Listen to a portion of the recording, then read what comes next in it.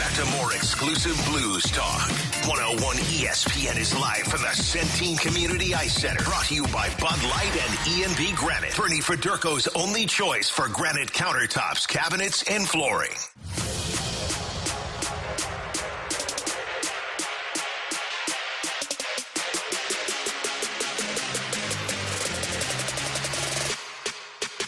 Kucherov moves it around. Lost it behind the net. Ferrario helped clear it out for the Blues. Point's going to drag it back over the line. They go to the far wing. Kucherov in. They shoot and score. Perbix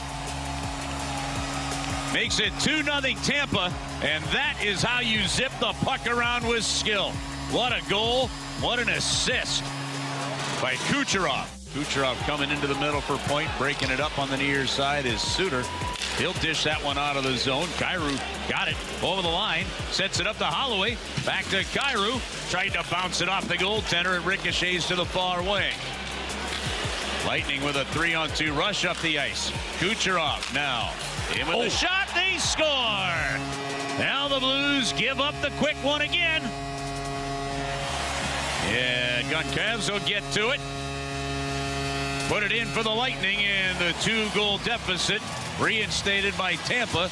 It's a 3-1 lead. 6:27 to go, second period. They get the puck to the near wing, wide open to Hedman, empty net, and Falk gets a piece of it to keep it out.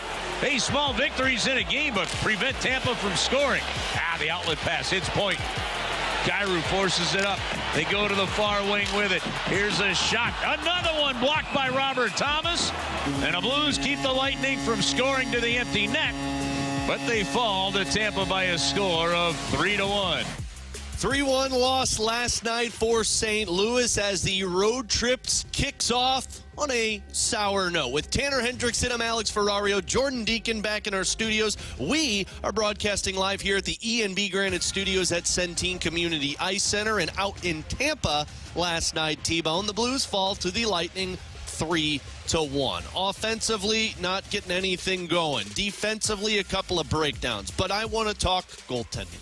Oh, your favorite. It's one of those times, T-Bone, I knew it was going to happen at some point this season. It was just a matter of when, not if. Kind of like when you call Tracy Bibb. They tell you it's when, not if, something bad is going to happen. And something bad happened last night to Jordan Binnington. After that third goal that went in, the goal that was scored by Gage Goncalves, who scored his first NHL goal of the season, which, man, those sting sometimes. Jim Montgomery pulled his goaltender. Jordan Binnington had given up 3 goals on 11 shots. The first 2, there was absolutely nothing you could have done about it. Bad defensive breakdown. You leave guys open wide in front of the net. What do you expect? You're going to find goals. But that Goncalves one, however you want to look at it, not a goal you want to give up in that moment. A minute 18 after you drew it back within 1, you needed some momentum. And the Blues pulled Jordan Binnington. And then you get the comments from a lot of people that were watching saying Jordan Binnington's been bad. They got to get rid of him. You got to move on. It's time to give Joel Hofer a little bit of an extended run. This was Jim Montgomery. Jordan, if you don't mind pulling up that Jim Montgomery audio. This was Jim Montgomery talking about why the decision to pull Jordan Binnington in the game last night. I just needed to change momentum of the game. You know, like we were down. We just gotten to 2-1, and, you know, it was a great shot straight on the elbow. Just wanted to slow the game down and get back an opportunity to talk to the team on the bench. So it's now Binnington has given up 3 or more goals in 6 of his last 7 games. This season, he's got an .896 save percentage. He's 8-13-3. T-Bone, I'm going to make 2 statements that both can be true. Okay. Jordan Binnington has been fine for the Blues this season, and it's time to give Joel Hofer an extended stretch.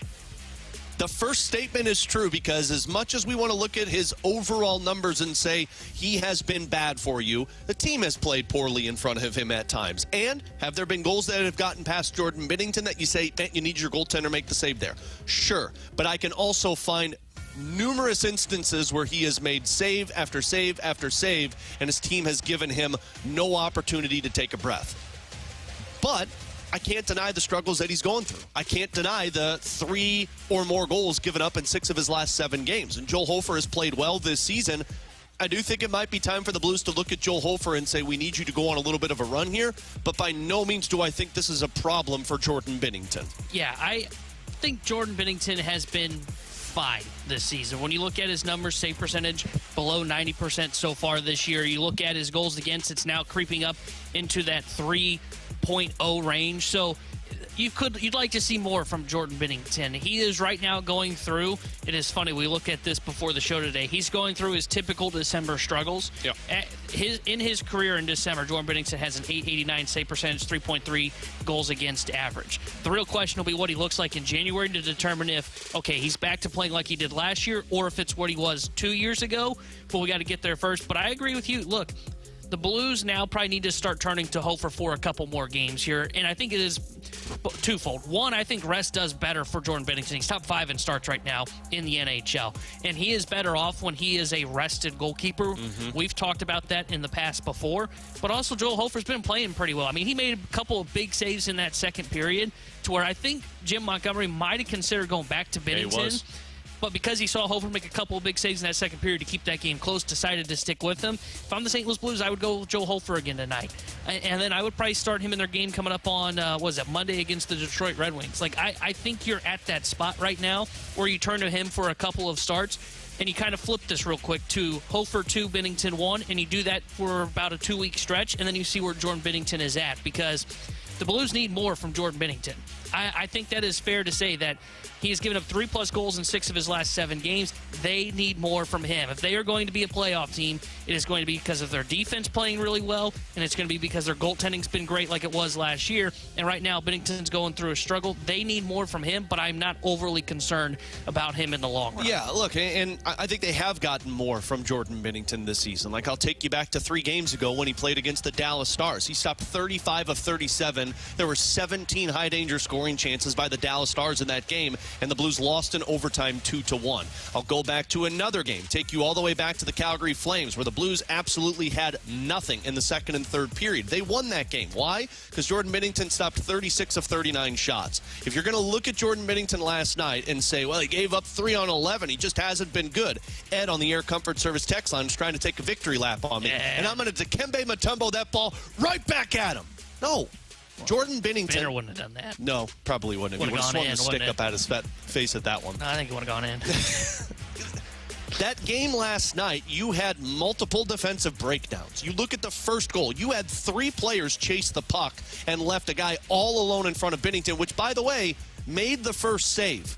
And then nobody was there to kick the guy out of the crease, so he gets the second and third opportunity past Binnington. Tic-tac-toe play on the second goal. Why? You had a defensive breakdown, didn't get the puck deep past the neutral zone, and then nobody was backtracking, and you had a guy all alone in front of the net. That Gone Cavs goal, we're going to talk with Mike McKenna at 12 o'clock today. I personally believe Scott Perunovich screened him on that one, and he had no sight of that shot being released. Regardless, it's a deflating goal to give up. But when you stop 15, 16, 17 shots in the first 2 periods, one of those is going to go in. And you know how you combat that? You go on the other end of the ice, and you find a way to make a stop. I'm not sitting here saying Jordan Binnington has been a Vezina candidate this season.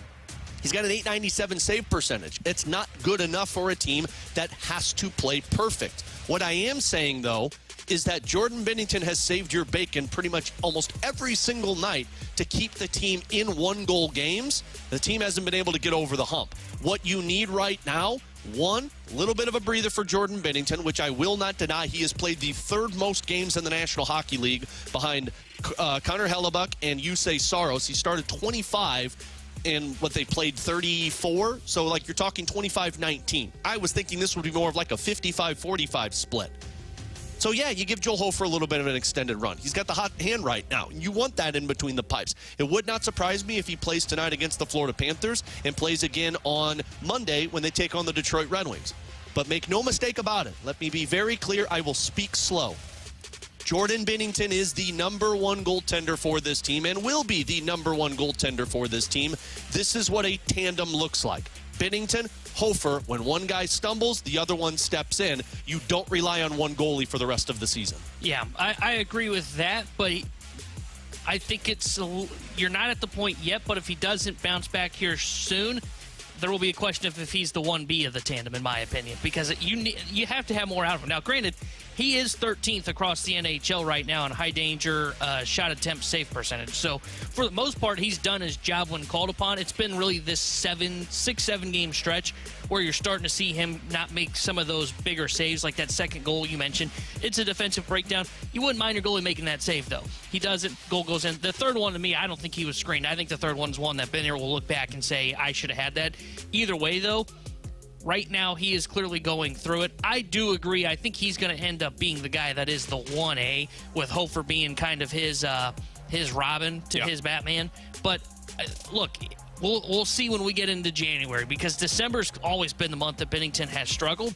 You go back and look 2 years ago, he was really bad in January. And, of course, we remember that year for Jordan Binnington was not a great year for him. Now, some of that was the defense, backdoor tap-ins. This defense isn't that bad. Yeah. This defense is way better than it was 2 years ago. So it's going to be very telling couple week stretch here. About the next 4 to 5 weeks will really tell you where Jordan Binnington is. Is he still the guy he was from last year, when he was someone that you looked at and said, boy, he has a case to potentially be, or should have been at least in the conversation for the Vezina? Yeah. Or is it, okay, this guy's reverted back to what he was 2 years ago, which was, hey, he's not making those big saves when needed, and that was a problem for the St. Louis Blues. But they definitely need to see more from him moving forward, and I think both those sentences can be true, right? I still believe in Jordan Binnington, while also saying, hey, you need more from him, because he's the guy that's going to get this team to the playoffs if they believe that they're a playoff team. Yeah, absolutely. Now, the other thing about this, and why I don't think this is a Jordan Binnington thing, I think this is just where you're at right now. You're a team that can't make major mistakes. And last night, you made 2 major mistakes. And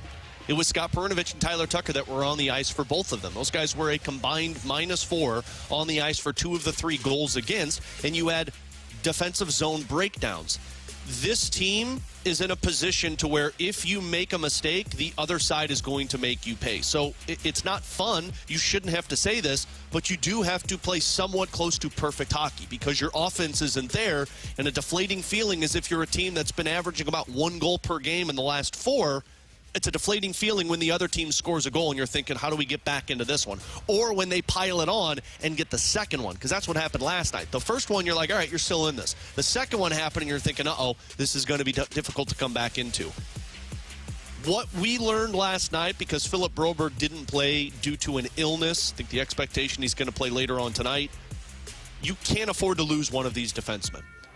I don't think Tyler Tucker is fast enough to stay at this NHL level. I think Scott Perunovich had a really good stretch, but I think you're now starting to see it come back down to earth. Matt Kessel, they wanted to make sure you kept control of that asset before the waivers became a thing.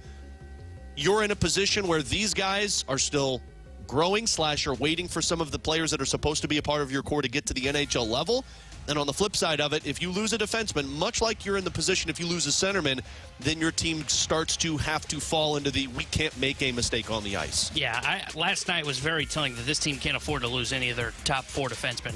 And Broberg out with that illness puts Tucker into the lineup and puts Tucker in a tough spot. You know, that was his 3rd game in a row because he played back-to-back with the Springfield Thunderbirds. But look, I think it shows. Look, Tyler Tucker's a 7th defenseman at best, if we're just being honest, right? It also makes you wonder about why they did the P.O. Joseph trade. I much rather would have seen P.O. Joseph last night with Scott Perunovich than Tyler Tucker. But last night, I mean, it showed you. You lose one of those top 4 defensemen, you're right. It's just like their centerman. You all of a sudden are really starting to stretch for guys to really be bumped into roles. Tyler Tucker is a guy that should be up in the press box or be down in the AHL, and he got exposed last night on that goal. That bottom pairing wasn't very good. They were a combined -4. It's funny, we were looking at this when they were without Philip Broberg, and he's kind of become the guy that you look at and say, boy, if he's not in the lineup, just things don't function well for the Blues. They are significantly below 500 when they are without him so far this season, as they continue to struggle because, again, he's one of those top 4 guys that we're talking about, right? They're 3-6-1 without him, 2-1 when Montgomery's been the head coach without Philip Broberg in the lineup. But it's clear they just don't have the depth. And most teams really don't when you're talking about the top 4. Right. But for the Blues, you really saw it on display last night that if you have to put Tyler Tucker into the lineup, he's just not there with his speed, his decision-making, to be on that third pairing. He only played 8 minutes of ice time, I think it was, in last night's game, and he managed to be a -2 on the ice. Yeah, barely saw the third period. He or Scott Perunovich, they isolated it to a 4-player defensive unit. And, when Broberg's in there, you've got 4 guys. That's why they made the trade for Cam Fowler, because you've got 4 guys who could play north of 20 minutes and you're comfortable with, and you're limiting those mistakes. But when you don't have those guys, the mistakes are going to be made, and you have to find a way to cover for them. Tanner Hendricks and I'm Alex Ferrario. Our Air Comfort Service text line 314-399-9646. Our YouTube chat 101 ESPN STL. That is the Graveyard. You can hop on in today. We are with you until 2 o'clock at the E&B Granite Studios here at Centene Community Ice Center. Mike McKenna is going to join us on the 12 o'clock hour. We've got questions and answers coming up at the bottom of the hour. But coming up next, in the NFL last night, I think we're starting to see the opening for a potential AFC team to have their moment, to pull back into the postseason, and I think you saw another quarterback show what he's capable of doing if they can make it into the playoffs. We'll get to all that next here on 101 ESPN.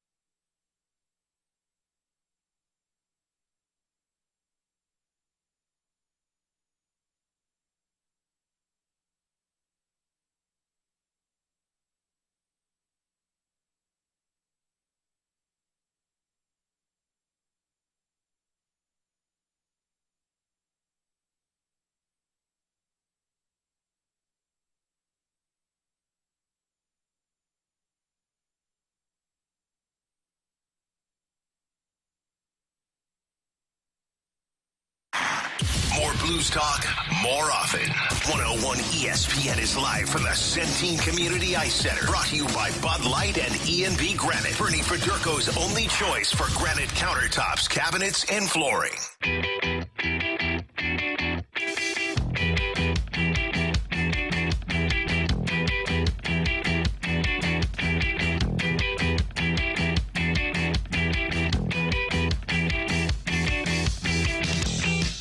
Breaking news. Oh, hold on.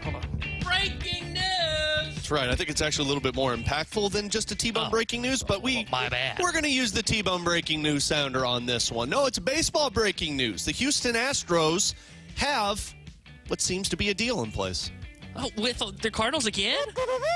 They haven't given up hope on the Arenado experience. According to Robert Murray of MLB Insider, fan-sided, Christian Walker and the Houston Astros are in advanced talks on a contract, according to sources familiar with the situation. And about 5 minutes ago, I read a piece that said Christian Walker seeking a 4-year deal. If you don't know, Christian Walker, the first baseman, last year played with the Arizona Diamondbacks. Houston Astros, Christian Walker, according to Robert Murray, seem to be closing in on a deal. And T-Bone, this means the Nolan Arenado scenario is dead. And it pains me to say that, but this is the pivot. If you're the Houston Astros, you tried to make a deal for Nolan Arenado, the third baseman, did not work, and so what do? You pivot to the next best thing available to you. Now, I still think they need a third baseman. I don't know what their system looks like. I don't know what they have. But if you're going to go to a Christian Walker who is seeking a 4-year deal, my guess is I don't know what the numbers are going to be, but I would imagine somewhere north of $15 million a year. Yeah. This is the pivot away from Nolan Arenado, and ideally you're not going to see, or I shouldn't say ideally, in a perfect scenario, of course they'd pursue a Nolan Arenado still, but this is a team that just tried to get off of the Kyle Tucker money, did not re-sign Alex Bregman. So I think if Christian Walker is a Houston Astro, Nolan Arenado might be a Cardinal. Yeah, this is clearly their pivot away from the Arenado sweepstakes, because now what they can do is, it looks like, now, boy, this will be terrible defensively, but it looks like they're now going to stick with Isaac Paredes at third base. Yeah. That's why I said I don't know what they're going to do for third base, because I didn't think he's a third baseman. Yeah, quite the swing from, hey, we had Alex Bregman. We could have acquired a Gold Glover, and now it's like, now we're going to go with a guy that's terrible defensively. But he's got a bat. Christian Walker, I think, is one of the most underrated bats in baseball. Incredible power from the right side. He will kill that Crawford box, and he's great defensively at first base. This was their pivot, and this is why, I didn't fully understand if Arenado's reasoning behind declining the trade to the Astros. If it was, hey, I just don't want to go to Houston, I don't think they're a real contender, and if they acquire me, they don't go and do this Walker signing, because they're going to try and avoid the CBT threshold. Yep. They don't want to go and pay the luxury tax. They've never done that except for, I think, once in their franchise's history under Jim Crane, their owner. So they weren't going to go make this move. And I think Arenado saw that. But the other thing is, if it was more of what John Denton told us yesterday on the show, and if you missed that, check out our interview with him on our podcast page, 101ESPN.com, or via the free 101 ESPN app. He was saying, hey, look, he just kind of wants to wait, right? He wants to wait and see what his best options are. No, you can't. If that's what you're thinking as Nolan Arenado, your options are going to start drying up quickly, because the Astros are not going to wait. They are going to pivot. Other teams, if you say, hey, I don't know if I want to go here, they're going to pivot. And it's smart by the Houston Astros. All right, if Nolan doesn't want to be here, we're not going to wait around and find out if Nolan's okay with us a month from now. We need to go. We need to get our offseason started. And I love this signing for them with Christian Walker. I think it's a great signing that they end up turning to him to become their first baseman forever, whatever this contract's going to be. And now it makes things more complicated for the Cardinals. They are now definitely waiting on Alex Bregman. Yeah. There was the chance that maybe they could rekindle this conversation with the Astros, because clearly the Astros knew they weren't getting Bregman. They don't try and trade for Nolan Arenado, and they don't sign Christian Walker if that's not the case. So they now are dependent on Bregman.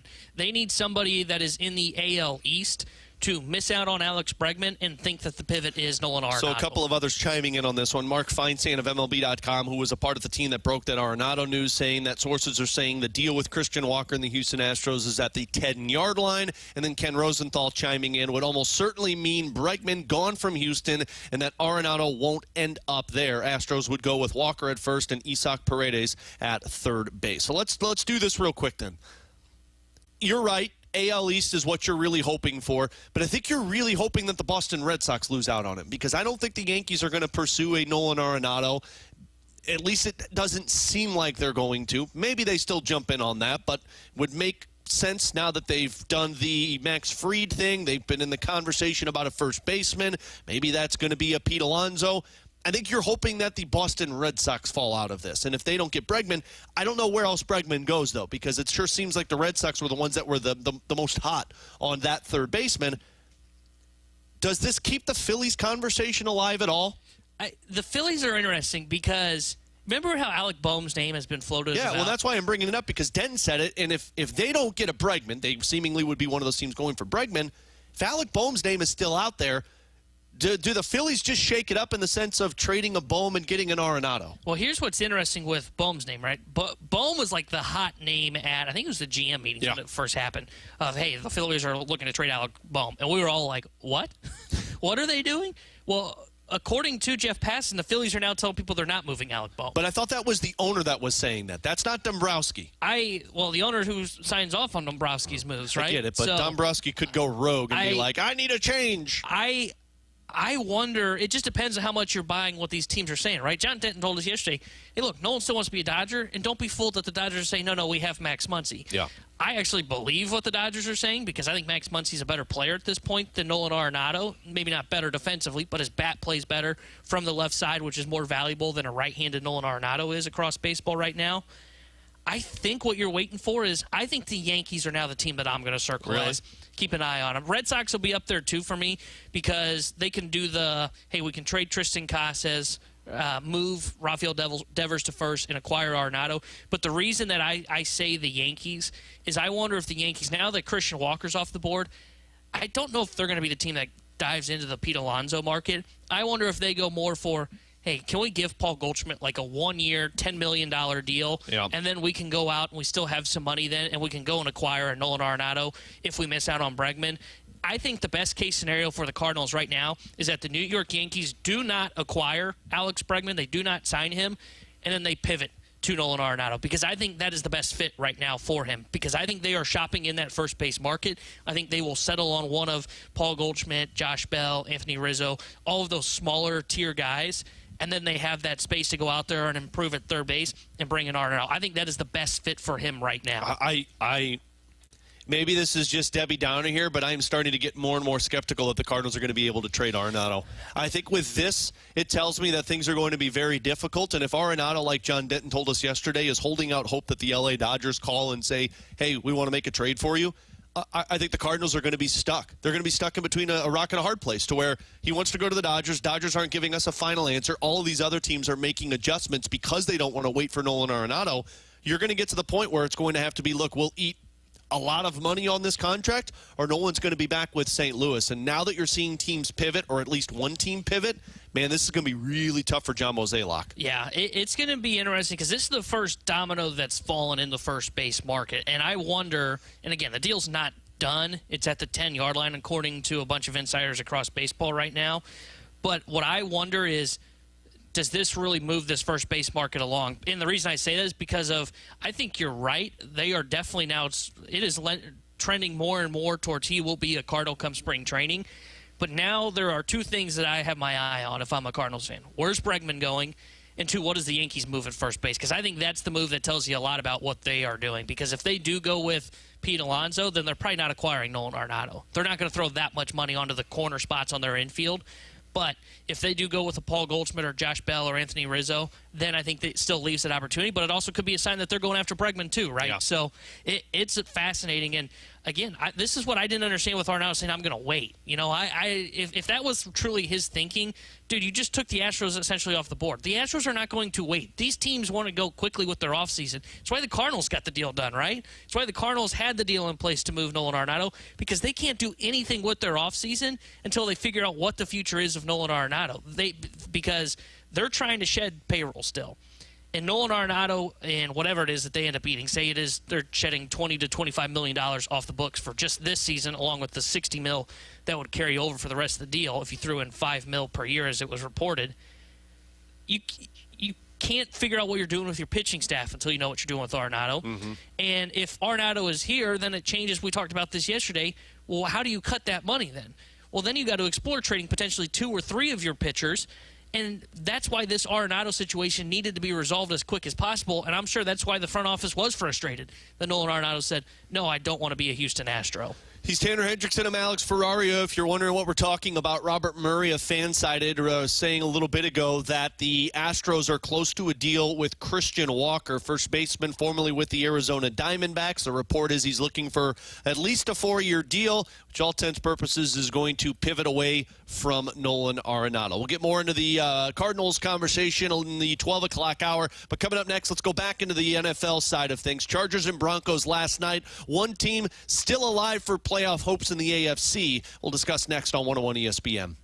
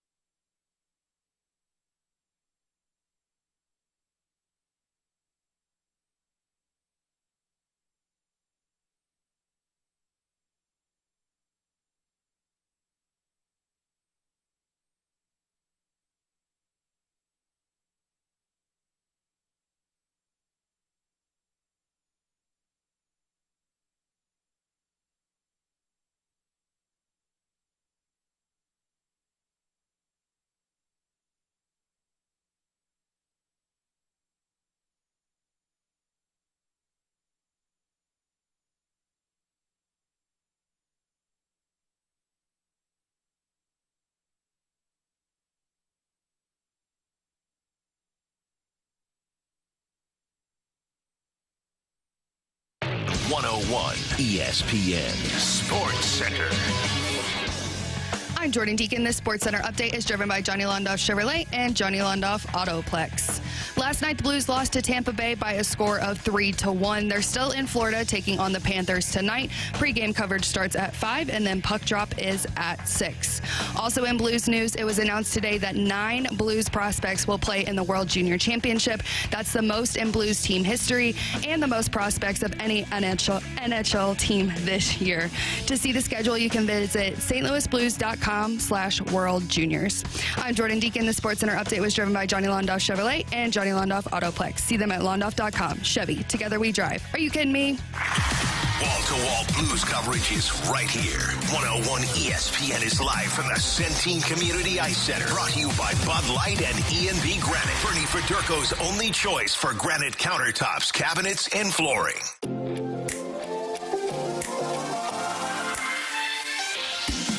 Herbert throws, caught, touchdown, Darius Davis.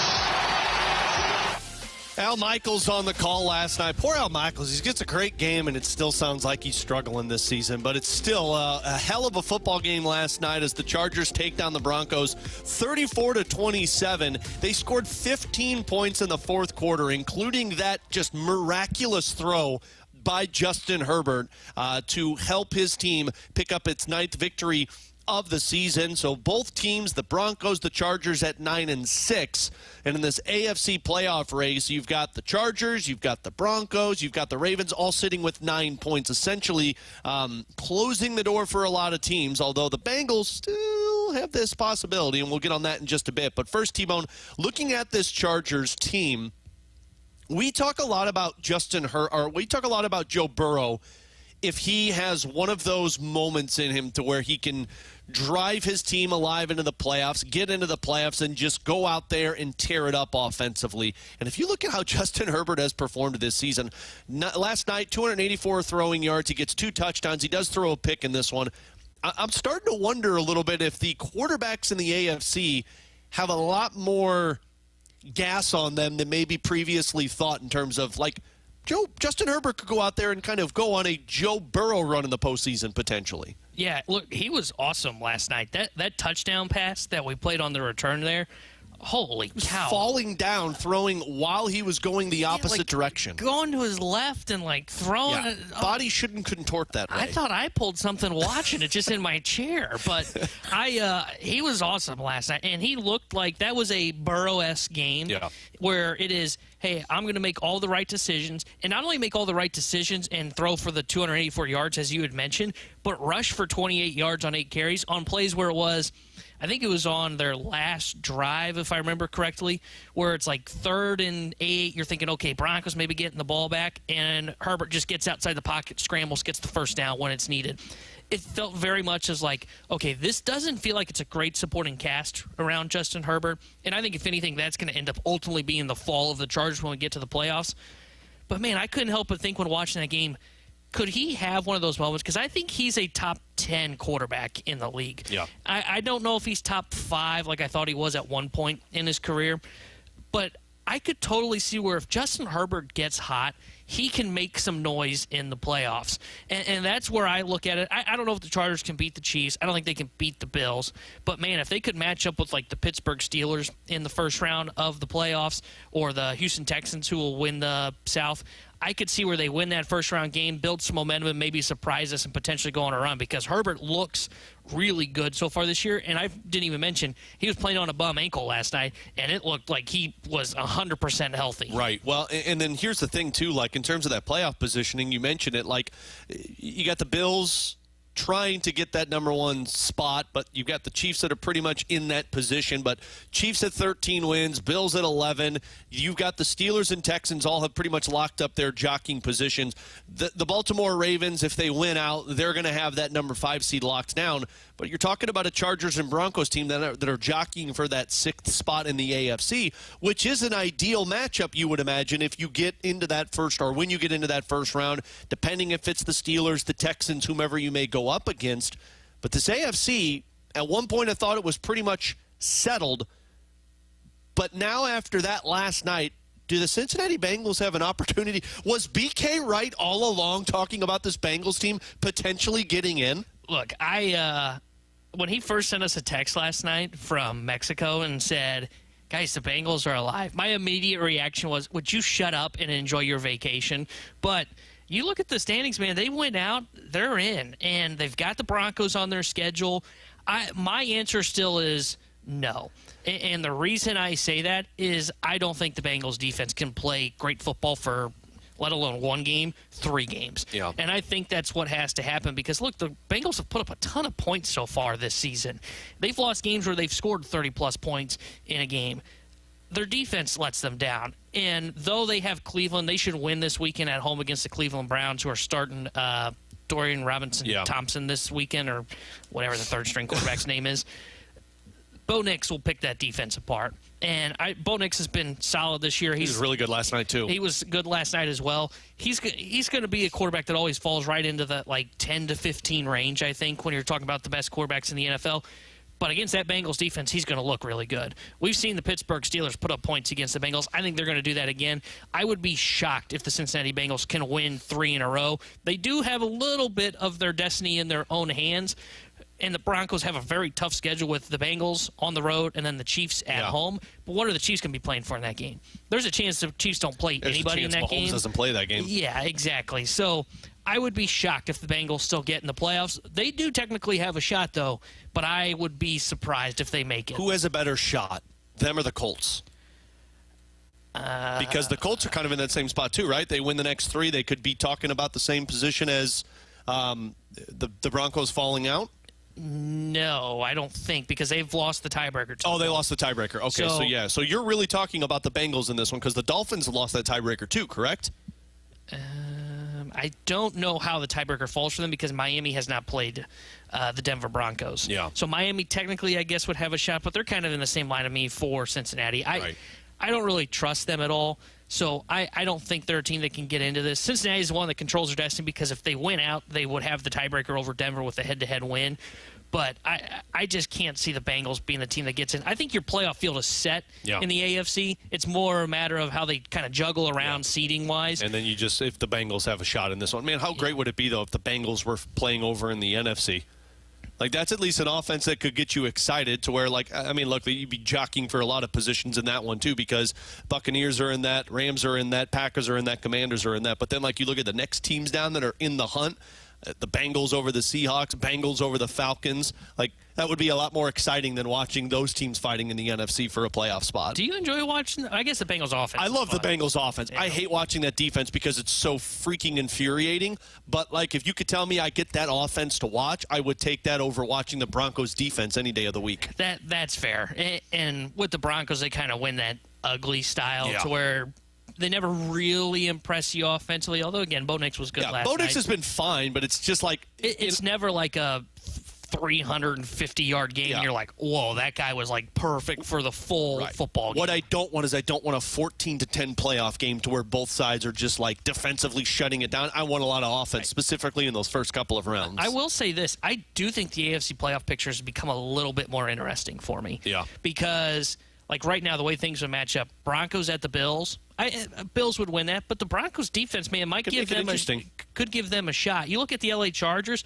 You want to watch Iowa football versus Iowa football. You've got Chargers versus Pittsburgh Steelers, the classic who's going to run the ball better, and then Baltimore at Houston. Look, I don't really trust either of those teams right now, so that would be a fun matchup in the playoffs. So that AFC playoff picture a couple weeks ago, I think I was on air and said, oh my gosh, this looks awful. I have no interest in this at all. It's starting to pique my interest as we get closer and closer to the playoffs here in the final, 2.5 weeks. He's Tanner Hendrickson. I'm Alex Ferrario. We'll get more into the NFL. We have our Pick'em Challenge coming up in the 12 o'clock hour. We'll also do our weekend look ahead in the 1 o'clock hour. Mike McKenna is going to join us at 12 o'clock here at our ENB Granite Studios at Centene Community Ice Center. But coming up next, you send us your questions, 314-399-9646. Air Comfort Service text line. Also our Graveyard YouTube chat at 101 ESPN STL. Ask Us Anything is next on 101 ESPN.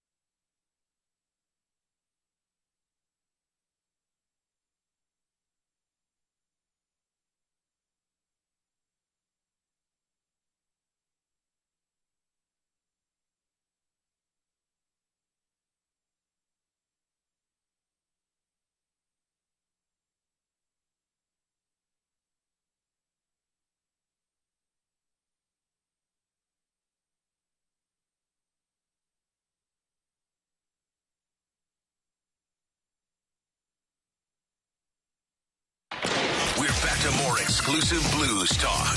101 ESPN is live from the Centene Community Ice Center. Brought to you by Bud Light and E&B Granite. Bernie Federko's only choice for granite countertops, cabinets, and flooring. You've got questions. We may have the answers.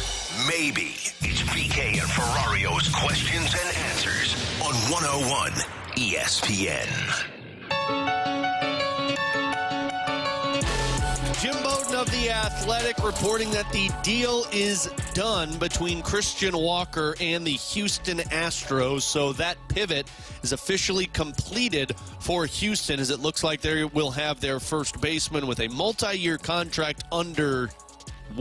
And then now the question is, where does Alex Bregman go? With Tanner Hendrickson, Alex Ferrario, and Jordan Deacon back in our 101 ESPN studios, we are here live at the E&B Granite Studios at Centene Community Ice Center, and it is time for Ask Us Anything. You send us a question, we'll give you an answer. Whatever you prefer, ask us anything now here on 101 ESPN. We'll start here from the 314. If Nolan Arenado isn't moved, what's the Cardinals pivot? Say it with me. I don't know what we're going to say. I don't know what I was going to say. I blanked on this one.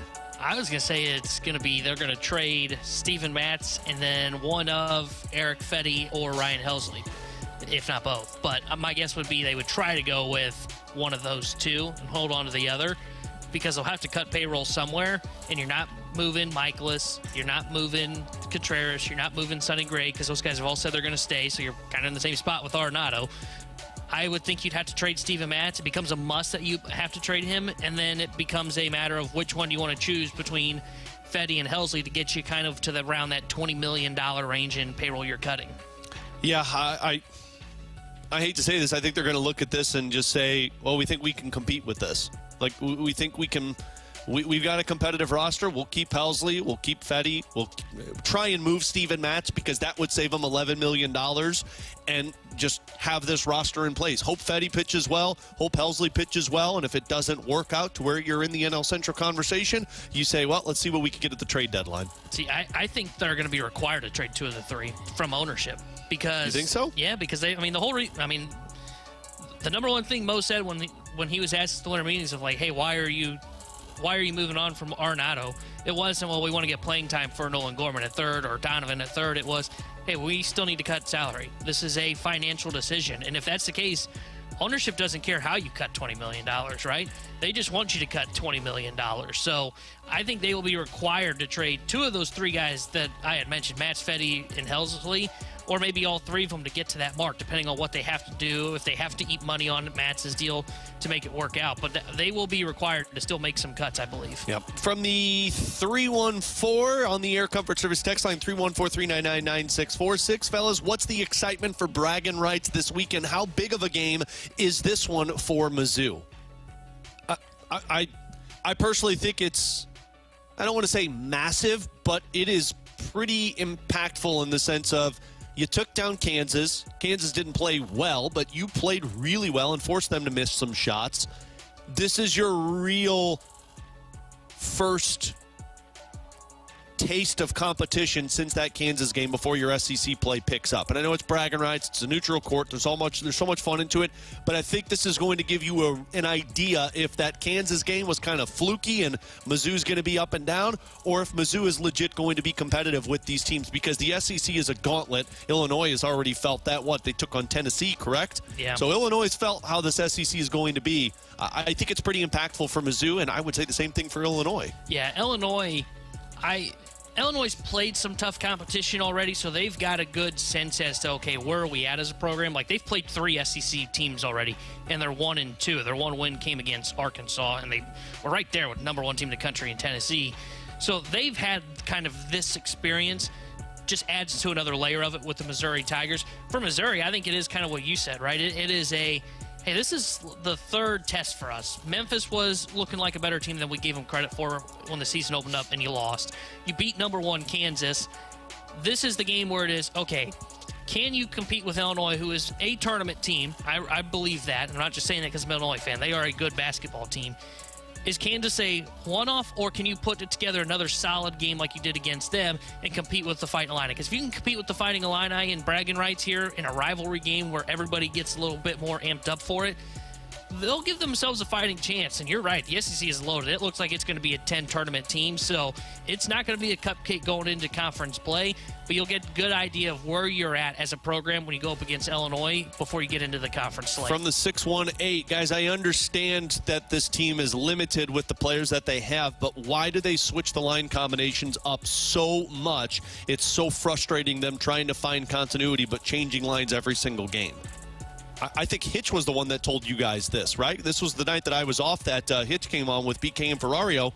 And Jim Montgomery's the same way. If it doesn't look good, I'm going to switch it. You can't stick with something that doesn't look good because you want to build chemistry. If it doesn't match well, if they're not performing well, then you switch the lines up to get a spark. Some coaches don't like to do that. Jim Montgomery does like to do that. And I'm not going to question a guy that found a way to accomplish and have success offensively with the Dallas Stars doing the same thing and the Boston Bruins doing the same thing. Yeah, when Hitchcock told us that, because I asked him, mostly because at the time it was Bannister that was doing it, right?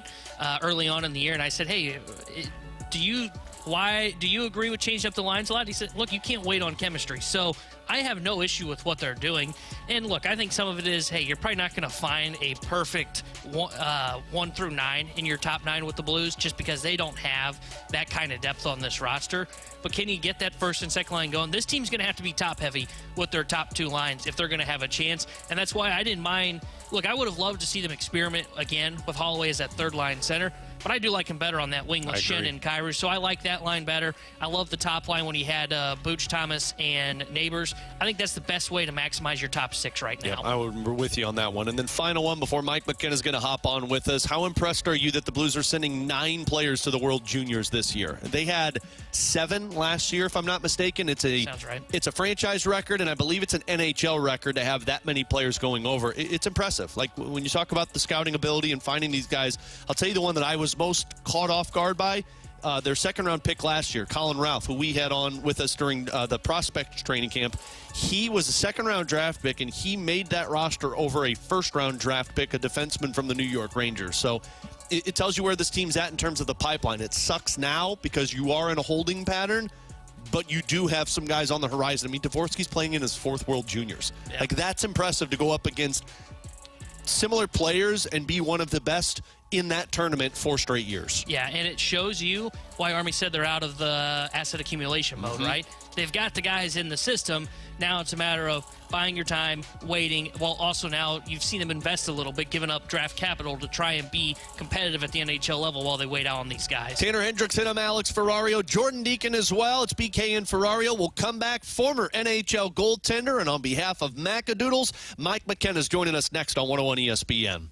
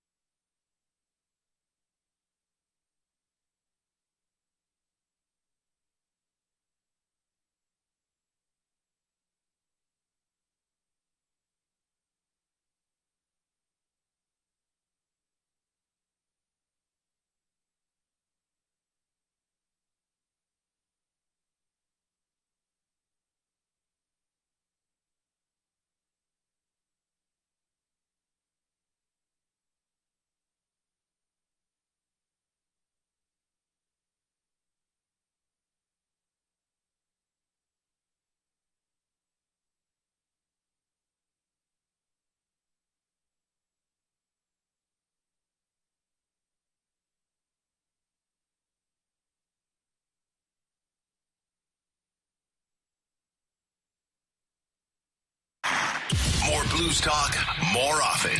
101 ESPN is live from the Centene Community Ice Center. Brought to you by Bud Light and E&B Granite. Bernie Federko's only choice for granite countertops, cabinets, and flooring. We're going between the pipes with former NHL goaltender Mike McKenna.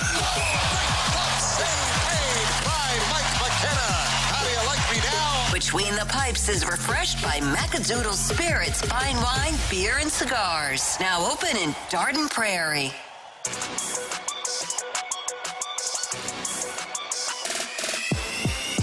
Alongside Tanner Hendrickson, I'm Alex Ferrario, Jordan Deacon back in our studios, E&B Granite Studios. We are here at Centene Community Ice Center, and as we do every Friday, on behalf of Macadoodles, we catch up with our favorite good buddy, Mike McKenna, former NHL goaltender, always bringing us the joy of Macadoodles and hockey talk, which personally is like the best combo you can ask for. No question. I mean, you just think about the amount of fun people have when they've cracked a libation and watching the Blues. I tell you what, I was actually so last night I went to an establishment down in Valley Park, and I've never been there for a Blues game before. Yeah.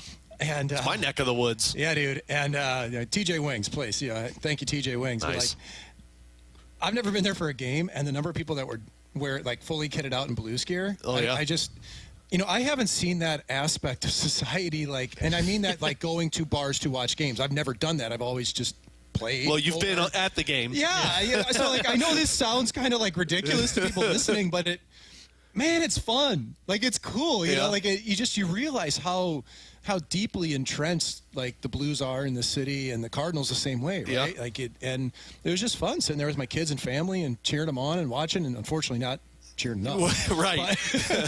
What was that? What was the first taste of that, going from player to fan? Like for you? It's been weird because I became so agnostic to teams as I played. Yeah. I was a massive, diehard Blues fan as a kid. I mean, just. Well, how couldn't you be when you grew up in the 90s around here? I mean, Brett Hull, Greg Millen, Grant Fuhrer.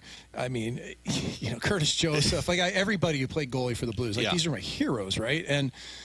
But as you play and as you start getting paid by different teams, as you play against the Blues, you lose your allegiance and your fandom. Mm-hmm. And it kind of sucks, honestly. Yeah. Even when the Blues won the Cup in 2019, that was my last year pro. I'm writing about it for NHL.com. I'm not cheering them on at the time, but my friends are also happy. Uh-huh. So it was weird, but over time here now that I've been away from it, and I'm also not, frankly, getting paid by the Golden Knights as a broadcaster anymore. These past few years have been awesome because I've been able to now see the game as a fan again with my kids. Yeah. I can go to the games, sit up in the 330s, high five my kids when goals happen. Uh-huh. So high five everybody around you, and it's made the game a lot of fun. I joke with my wife because at the time when I started doing pre and post with the Blues, you're around it. You have to kind of channel your inner fan and keep it down low when you're up top. And so, I went to a game on a date with my wife, at the time my girlfriend, and we were sitting there, and the Blues scored. She stood up, was celebrating, and she looked over, and I was sitting down. She's like, "Aren't you going to celebrate?" And I'm like, "Oh, yeah, I forgot." And it's you forget that you're a fan at times when you're just around it so much. Yeah, it happens pretty easily like that. But kids are the ultimate, though. Kids will bring you right back in. You just, when you can enjoy something with them, and when they're excited to now watch on TV, I'm excited to watch on TV. My daughter's a goalie, so we're always talking about I love that. Hofer and Bennington. Her favorite's Joel Hofer. She latched on to him when he got his 5 or 6 game run a couple of years ago. Yeah. And it's been just really cool to watch her evolve as a goalie from the things she sees Jordan and Joel doing on the ice. So we're talking with Mike McKenna, former NHL goaltender, and let's start there, Mike. You're the perfect person to talk to after a game where Jordan Bennington gets pulled last night. Montgomery said post-game, look, you need a little bit of a momentum swing. You don't like that goal to give up as a goaltender. I personally thought Scott Pertovich screened Binner. Thank you. On that one. Okay, good. So I got another goalie on that. I'm the only one who didn't think that. No, you're not the only one, because I saw a lot of people say Bennington's been bad this season. This is where you're at in the retool, I would imagine. But from a goalie's perspective, what has Bennington been going through, Mike? Yeah, we're going to talk about this game last night and that pull specifically. I didn't like the pull. If I'm Jordan Bennington, I don't like the pull either. Yep. Do we forget about the save that he made on Braden Point just before on the clean breakaway, and then the rebound on Gensel, the clean chance on Gensel just before, the fact that he was completely left out to dry when Tucker took off into the corner on the first goal against and left Perunovic in front? Do we forget about the second goal where they allowed the puck to go twice back and forth across the middle of the ice, and a guy named Kucherov is probably the best in the world at on and off the blade at making that play, decide to run to him? For a team to play with their brains turned off for a decent amount at times, like the Blues did last night, and for Binnington to be the guy that I walk into men's hockey this morning and he's the talk of why they lost the game, I'm fired up about this. There it is. That's what we wanted. I don't like it. The goalie union doesn't like it. And here's why. That shot last night, first off, you're dead on. Perunovic didn't screen it as the shot was taken, but he took Binnington's eyes away by crossing his line of sight. That's a no-no. And he stopped kind of right in front of him. And that is an absolute no-fly zone. Do not cross the middle of the ice between the stick blade and the goalie. Don't do that. Yeah. And he did that, and he took his goalie's eyes away for the split second. Now, what's also not talked about enough is the fact that that player who is a rookie, it's his first goal in the NHL. Yeah. I can't even say his name right now because I can't remember, right? I've said gone caves, gone calves. I've heard both sides. It'd be easier if it was Smith. True. He Very took true. that pass. He got it to his forehand. He didn't stick handle once. He released it on the fly, and you can see the black mark from the puck in the top right corner over Binnington's left shoulder. Yep. And that shot was from 3 feet past the dot. I challenge anybody out there to strap them on. Strap them on, folks. Strap them on. I'll be here at Centene for practice tomorrow morning, filling in for my daughter. I will give you the gear, and we will have somebody stand 2 feet past the dot and rip it right inside that elbow and let you see how easy that is to save, because it's not. Yeah. I get that it looks bad. It's a clean shot. Goalies aren't allowed to allow clean goals anymore on clean shots. No, why would they? But his eyesight was taken away during the preloading of the shot. It was perfect. It wasn't even on and off. He didn't even stick handle. He released that so fast and at a perfect spot, and then get yanked right after that. Yeah. That's why he's mad, because he'd played that good up until that point. And I'm not even worried about the rest of the year and the 3+ and everything else. Yeah. It's just this specific game. That specific one. So let me flip it really quick, though. Yeah, please. I do think the Blues should start rotating Binnington and Hofer. There's a hot take for you. Go ahead. Swayman and Allmark. No, there you go. I'm with you. I was going to ask you about that because, thinking back to last year when you had Binnington play so well, 913 save percentage, 284 goals against allowed, it did feel more it was 50-50 split, Maybe 55-45 is a better way to put it. This year he's top 5 in games started so Third far. most. And it feels like the Blues have kind of gotten away from that, and I don't really know why, because it's not like Hofer's been bad. He's maybe had one bad game all year. Are you with me? Because I said this, we've said this all week. They need to get back to more of that 50-50. I see it as a strength. Yeah. I don't see that as a negative on Jordan Binnington anyway. Yeah. I mean, look at Allmark, look at Swayman, what they did the last couple of years. Look at some of these other tandems in the league that are running guys out at a 2-to-1 ratio. Not a 3-to-1, not a 4-to-1, a 2-to-1 ratio even, right? It's not just in back-to-back games anymore. Yeah. I think it would be beneficial. And at this stage, with the team not scoring enough goals and needing to be tighter defensively, I don't mind it. I think they play similar enough. It's not going to throw the team off at all. They both handle the puck well. They both control the game pretty well in my eyes. I feel like we're at that territory where it's starting that my goalie antenna is going up, where it's like the goalie's getting blamed for this. Yeah. And they're not scoring, man. And they're not playing tight enough defensively. They're going to have to win games 3-2. And they're not playing tight enough to do that right now. When you're stretching the zone like that and missing assignments, you can't rely on your goalie to allow 0 or 1 or maybe 2 every night. We're talking with Mike McKenna on behalf of Macadoodles here on BK and Ferrario. It's odd to say that, Mike, because the first half of the season, we were talking about how stingy I believe that's a quarter. Yeah, that would be a quarter if my fractions are correct. But look at me, Mike, I'm doing radio. This was no mathematician over here. We talked so much about how stingy the defense was playing and how great they were. The offense wasn't coming. Now the offense isn't coming, and you're seeing those mental mistakes on the ice. Is this just a product of playing so many games in a short amount of time and this just gassed? Or do you think this is maybe a little bit of a defensive zone breakdown because they know they're scuffling offensively? I think it's also personnel, to be honest, right? Like, there's been a lot of injuries on the back end. Yeah. You lose Leddy for a long time. Broberg was out for a while, who had been crazy good from the start. Even Falk missing time as well. Yeah. Like, let's face it, when you put Tucker and Perunovic on the ice, that's a whole lot different look than what they've had, as a pair. And that's not to take, those guys are NHL players, man, all day long. They're capable, they can do it. you really don't want to see him as a pair, though, unless you have to. Right. So I think that's part of it, but I also think just adapting to Montgomery's style. You got a team in the East here with Tampa Bay that's seen Montgomery how many times as a Bruins coach? Yeah. They know that his teams love to stretch the zone. They love to play the neutral zone spread out, and if they can take away that first pass, it makes it tougher. And I think we saw that, like even, in the goal on the rush, what happened? There were 3 Blues players below the goal line. Yeah. Like, you just can't do that against any team, not just the Lightning. Yeah. So I think it's a little bit, they had the energy when Monty came in, and I think now it's like, hey, you guys, you got to really be diligent in your system, but they also need full firepower. That's why you bring in Fowler. I mean, that's why Joseph just straight up, wasn't getting it done for him. I was a little surprised by that one, though, because you'd think of Joseph over at Tyler Tucker as a third-pair defenseman as somebody you'd like there. Yeah, and I'm not sure exactly. I'm not sure. Maybe we believe that there's going to be room for growth from within on that, and that's the way you want to go with salary cap down the road or whatever it is. Who knows? But yeah, I mean that's why you bring in a Fowler, and I mean he's still doing Duckian things. I see him still flip the puck over everybody, which was that's what the Ducks started doing 15 years ago. That was so effective, right? So there's still an adjustment period. And Mike, what have you? I mean, you mentioned they're not scoring goals right now. What do you make of their lack of depth goal scoring wise? It's been 4 games in a row now where it's only been Kyrou, Thomas, and Booch that have scored a goal for the St. Louis Blues. And I remember 2 weeks ago, we were talking to you about Holloway and his stretch, and we talked about Bolduc at times, Jake Neighbors, and right now you're just not seeing that from St. Louis right now. Well, you're seeing the stars play the best with the puck, and you're seeing the struggles of younger players that you just described and players that are taking on bigger roles. Holloway, he's been elevated to a pretty big role here, and there's been times where he's turned pucks over. He's been on the wrong side of the defensive battle at times and not playing on top of it. And, the weight of that moment has kind of caught up a little bit, I think, because now they're realizing, well, we do have to be defensive, but we can't press and score. And that initial looseness that they had when Monty came back in and took over, it feels like it's kind of gone the other direction now because they're starting to think again.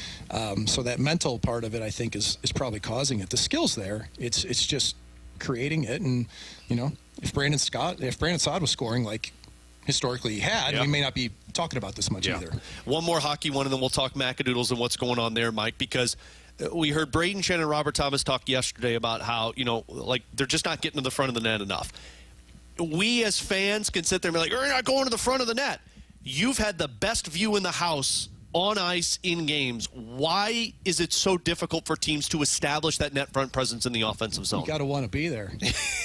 So you mean you got to want to take a stick to the back of the neck? You don't have 12 forwards named Jake Neighbors, man. Yeah. You're right. And that's not – this is an inherent thing throughout every level of hockey, that there are some players you have to coax it out of them.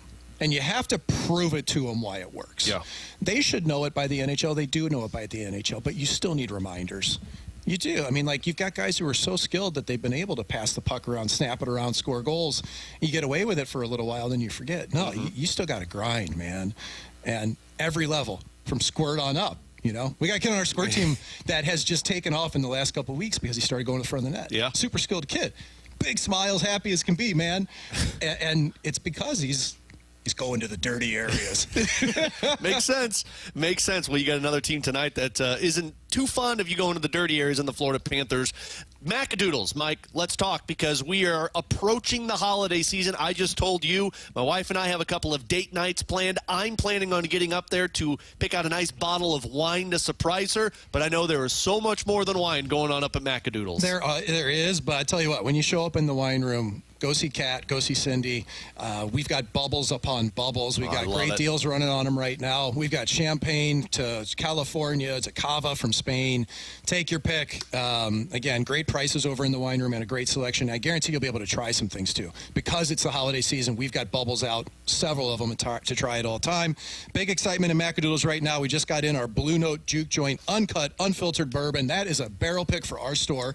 That thing is at 119.6 proof, $54.97 on the shelves, and we're proud of it. We got a tasting at the bar along with our other barrel picks this week. Allocated's coming in. Penelope Wheated, Penelope Creme Brulee, Penelope 10-Year Select, Smoke Wagon 777, Heaven Hill Grain to Glass, Old Elk 4 Grain, Castle Key Wheated, World Whiskey Society, Amber Ron Rosa, Larceny Barrel Proof, Carrollbrook Crossing, Barrel King, and I have 2 13th Colony Double Oaks that will go out this weekend. Those things are going hot on the secondary market, but we do not charge secondary pricing at Mackadoodles. Look at all that. He got it. You don't have to rush, man. This is your segment. We do. So we do. We run things out at our standard markup when it comes to allocating. And I've been told by 3 different people that have been up to Mackadoodles recently that the customer service is the best you are going to find around. So make sure you get out there off of Bryan Road in Dardine Prairie. Mike McKenna, a part of Mackadoodles, but always joining us here on Beat King and Ferrario talking NHL. We always appreciate it, my man. Have a great weekend, and we'll talk next week. Thanks. I look forward to seeing the store. Tanner, good job. Alex, good. And BK, whatever, man. Yeah, good. Enjoy Mexico City. He's Mike McKenna. Appreciated him with us. We've got our Pick'em coming up next on 101 ESPN.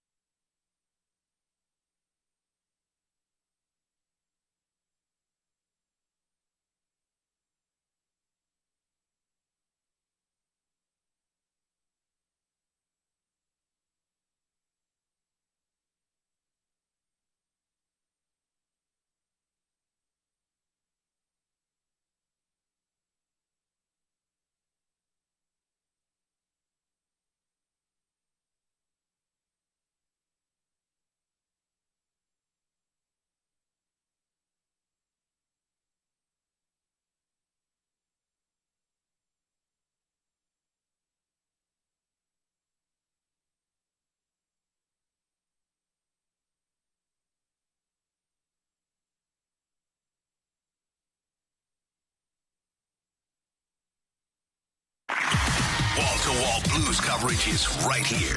101 ESPN is live from the Centene Community Ice Center. Brought to you by Bud Light and E&B Granite. Bernie Federko's only choice for granite countertops, cabinets, and flooring.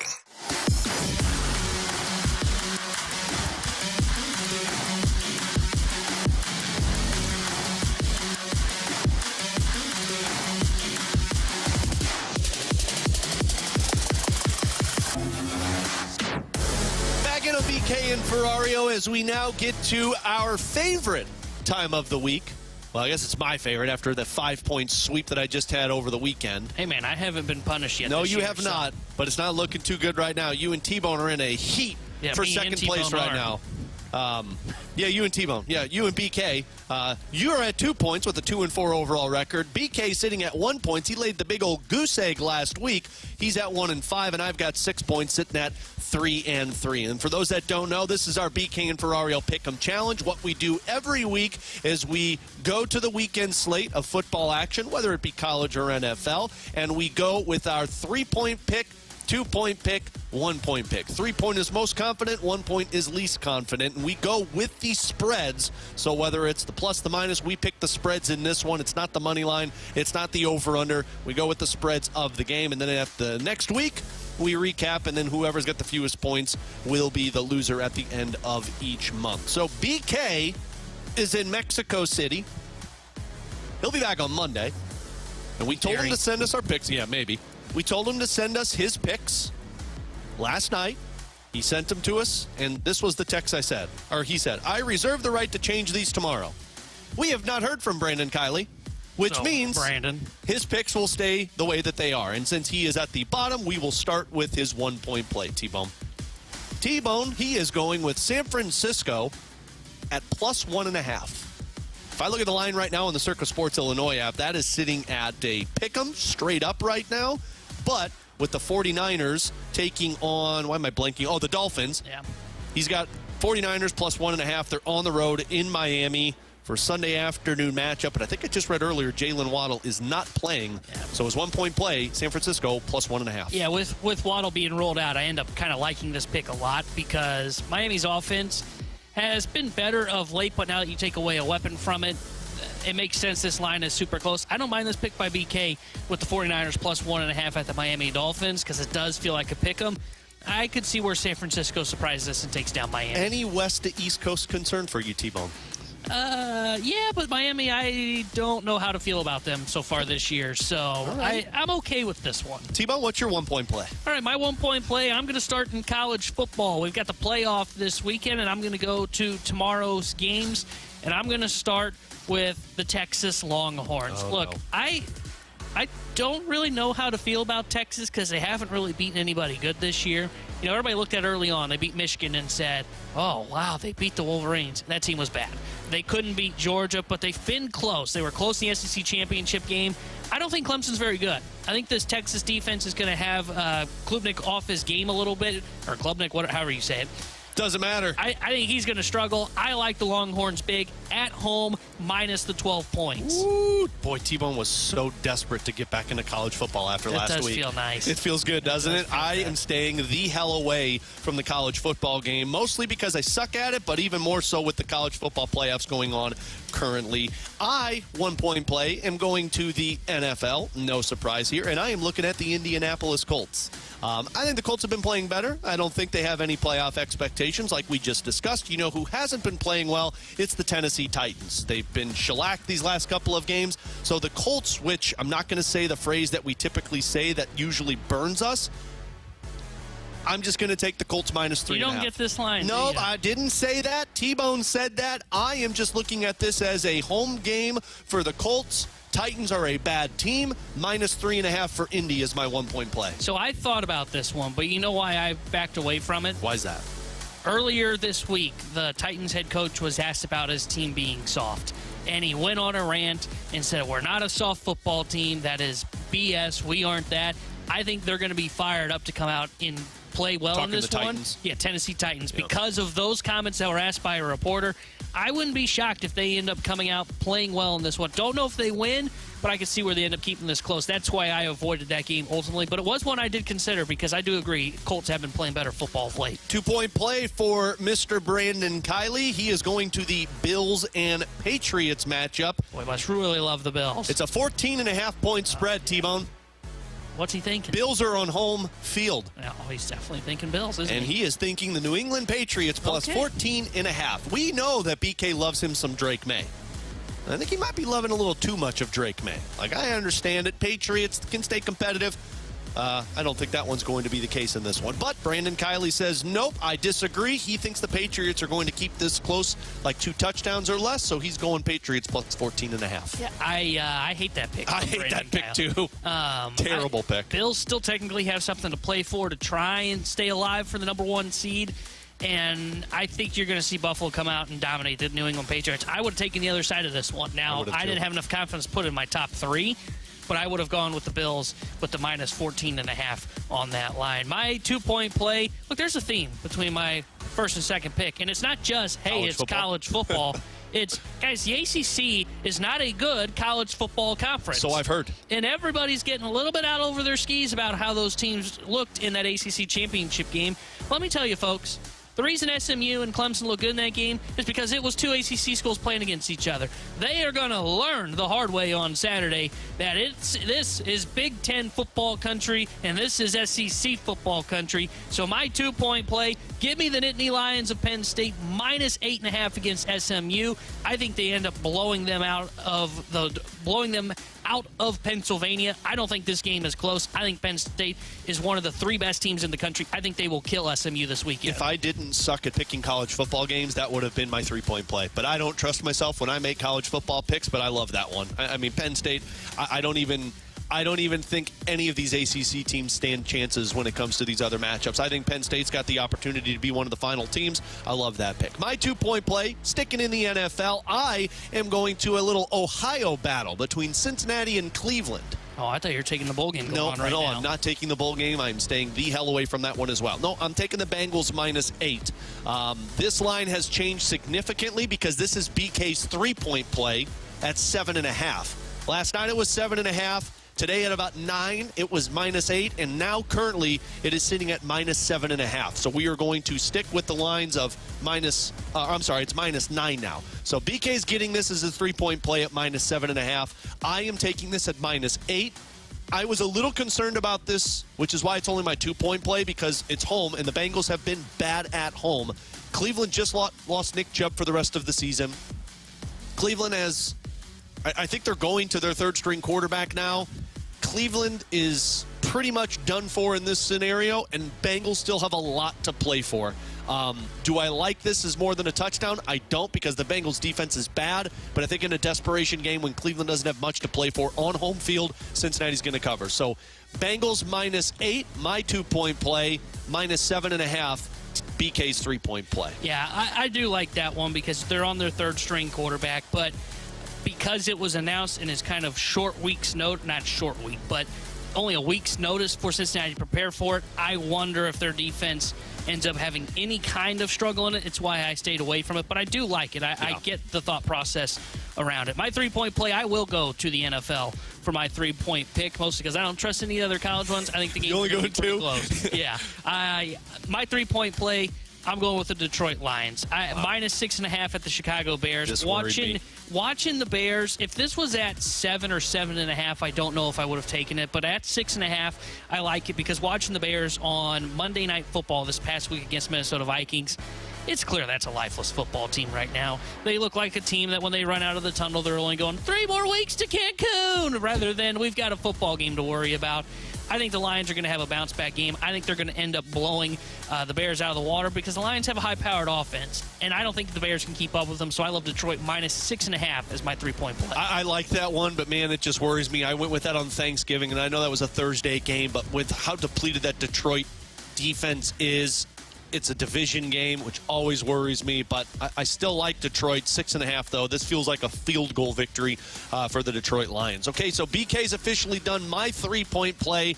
I am going to your LA Rams because the LA Rams are still fighting for that playoff spot, still fighting for that supremacy in the NFC West, and they've got a matchup against a team that is just completely done. I don't like the fact that this is in New York on the road, but I think the LA Rams are the better team. I think the LA Rams have the significantly better offense. I think they'll be able to handle the New York Jets and Aaron Rodgers and whomever they're going to throw out there. I like the LA Rams. It's sitting at a -3. I think that one's going to be an easy clear for the LA Rams to pick up that win. I thought about this one because Sean McVay historically is very good in that West to East Coast games, those early East Coast games. Sean McVay's got a winning record with the LA Rams when he's had to do those. The only thing that worried me was that you didn't have that hook, right? If this was 2.5, I would have taken this, and it probably would have been my 3-point play as well. But with it being right at -3, I saw the Patriots hang around with the Rams for a little bit a couple weeks ago when they had to go out to the East Coast. That was just enough to scare me away. But I do like the pick. I seriously did consider this one. My hope, worst-case scenario, is that the Jets stay competitive, keep it tied, it goes to overtime, and you score a touchdown. But I'm hoping that offense can show up. Cooper Kupp not getting a reception in that last game. I got a feeling there's going to be a little bit of fire underneath that offense to go out there and put on a show. So those are our pick-ems for this weekend. We'll be back on Monday to recap. T-Bone will not, but myself and BK. T-Bone has Detroit -6.5 as his 3-point play. Penn State -8.5 is his 2-point play. Texas -12 his 1-point play. 3 favorites. What could go wrong? Yeah, that never hurts us at all. BK has got 1 favorite, the Bengals -7.5. That's his 3-point play. He's got the Patriots +14.5, his 2-point play, and the 49ers +1.5, his 1-point play. And I'm going Rams at -3 is my 3-point play. Cincinnati -8, 2-point play, and the Colts -3.5, my 1-point play. So follow along. More importantly, fade us because you'll probably win some money. Coming up next, the Houston Astros made a deal about an hour ago that really changes the outcome for the Nolan Arenado trade. What does that mean, and how much better are the Cubs than the Cardinals? We'll discuss next on 101 ESPN.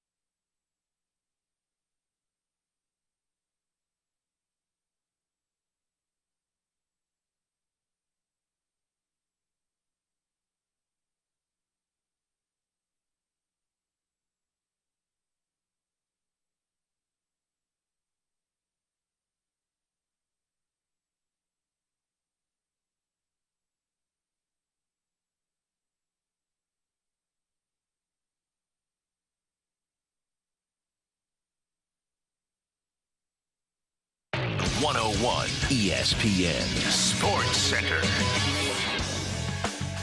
I'm Jordan Deacon. The Sports Center update is brought to you by Saliga Heating and Cooling. Last night, the Blues lost to Tampa Bay by a score of 3-1. They're still in Florida taking on the Panthers tonight. Pre-game coverage starts at 5, and then puck drop is at 6. Over the weekend, we'll have NFL action for you on both Saturday and Sunday. You can hear the Chiefs versus Texans starting at 11:30 tomorrow, followed by the Ravens and Steelers. And then on Sunday, the tripleheader kicks off with the Bears versus the Lions at 11. I'm Jordan Deacon. The Sports Center update was brought to you by Saliga Heating and Cooling, an independent American Standard heating and air conditioning dealer. We're back to more exclusive Blues talk. 101 ESPN is live from the Centene Community Ice Center. Brought to you by Bud Light and E&B Granite. Bernie Federko's only choice for granite countertops, cabinets, and flooring. Alongside Tanner Hendrickson and Jordan Deacon, I'm Alex Ferrario. We are at the E&B Granite Studios here at Centene Community Ice Center, and the Houston Astros made a deal earlier today. No, they did not trade for Nolan Arenado. Probably the worst thing that Cardinals fans could have asked. They made another move to bring in a first baseman. It was reported, started by Robert Murray and then confirmed by Jim Bowden and a couple of others, that the Houston Astros signed free agent first baseman Christian Walker. Walker, of course, playing with the Diamondbacks last year. We have not seen the terms yet of this deal, but there was a report that he was looking for a 4-year deal, and you got to imagine he's one of the top first basemen on the market, right underneath Pete Alonso. You got to think you're talking somewhere between $18 to $20 million at the minimum for a Christian Walker. So what this tells me, T-Bone, is the Astros are out on the Arenado sweepstakes. Ken Rosenthal said the same thing. They asked about Arenado, figured out they weren't getting him. Alex Bregman made it pretty clear that he's not coming back to Houston with the money that they offered him, so the Astros went a different direction. And what that means now is the Cardinals are back to waiting and see mode, because Nolan Arenado's got the decision. He gets to pick where he wants to go. John Denton told us yesterday that he prefers the LA Dodgers until he knows that that option is completely off the table. And not only they are back to waiting on Nolan Arenado to make a decision, but they're also back to now waiting on other teams to make a decision. Because, once again, Alex Bregman's at the top of the priority list for a lot of these teams that are in the market for a third baseman. Yeah, this is when John Denton told us yesterday, Nolan wants to wait. And that came out in a bunch of other reports as well. Nolan wants to see what his options are. That immediately to me was, okay, he didn't want to be an Astro. Can we just be honest? He didn't want to be a Houston Astro, because if he's going to be in wait-and-see mode, teams aren't going to wait around. And the Astros made their pivot, and I love the signing of Christian Walker. I said this when the news broke. I think he's one of the most underrated players in Major League Baseball. Incredible power from the right side, Gold Glove caliber defense at first base. But you're right now. Now the Cardinals are back to wait-and-see mode. Unless there's somebody else that they can try and pull a deal off with, but there's nobody else that's really been connected to Arenado, right? It was the Houston Astros, where there's smoke, there's fire, deal gets done, and Arenado said, fire extinguisher, here we come, and he put it out.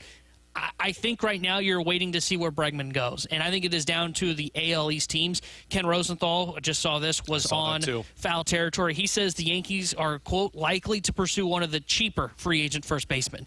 So that means they're not going after Pete Alonso. That means they're going to look into the Paul Goldschmidt, Josh Bell, Anthony Rizzo market. I'd be shocked if they go Rizzo again, since they just had him. We're going to see Paul Goldschmidt, Nolan Arenado at the hot corners for the Yankees. How cool would that be? No, I don't think that's going to be really fun, man. Hey. One of those guys is going to get an MVP conversation. Bellinger. Forgot they had Bellinger, too. It ain't Arenado for me. But I think it's down to those AL East teams, because I think it now comes down to if the Yankees are going cheap at first, that tells me that they're willing to invest heavily at third base, whether that is an Alex Bregman contract in his whatever will end up being 5 to 7 years, $200+ million, or if they say, hey, let's go with I'll call him the quote-unquote cheaper option. It's a shorter-term deal at third base. Let's go get Arenado. The Yankees were on the list, apparently, that Arenado has reportedly given to the Cardinals. They could make some sense for him if they don't want to go get Bregman. You get Arenado, 3-year deal, around $60-ish million. They can make that work, and he went cheaper at first base. So they're the team for me that I find the most interesting is why are they going cheaper at first base? Yeah.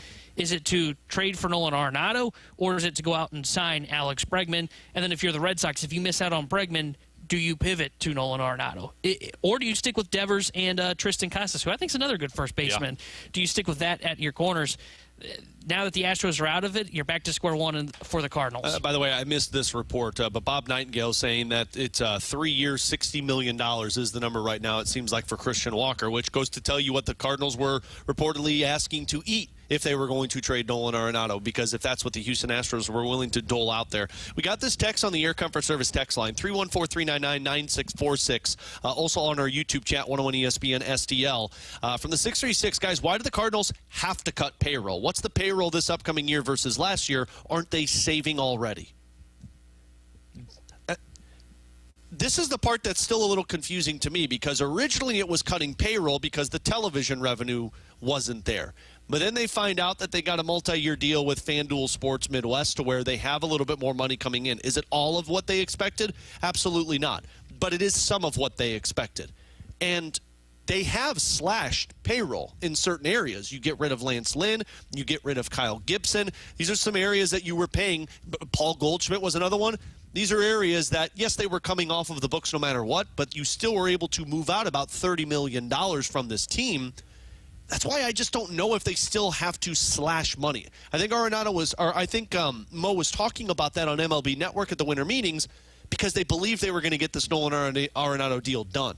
But if there's teams coming to them saying, like, look, we're not going to trade for Nolan unless you're going to eat $20+ million, I just personally feel like the Cardinals are going to look at this as, well, look, we saved money already. Let's just run this back out there, and maybe we can move on from them again next year. See, I still think they're in cost-cutting mode, and I don't necessarily – I get it if you're upset with it, because they're an organization that should be able to have what they're projected at right now, $147 million payroll. I mean, hell, they had a $183 million payroll last year for a 500 team.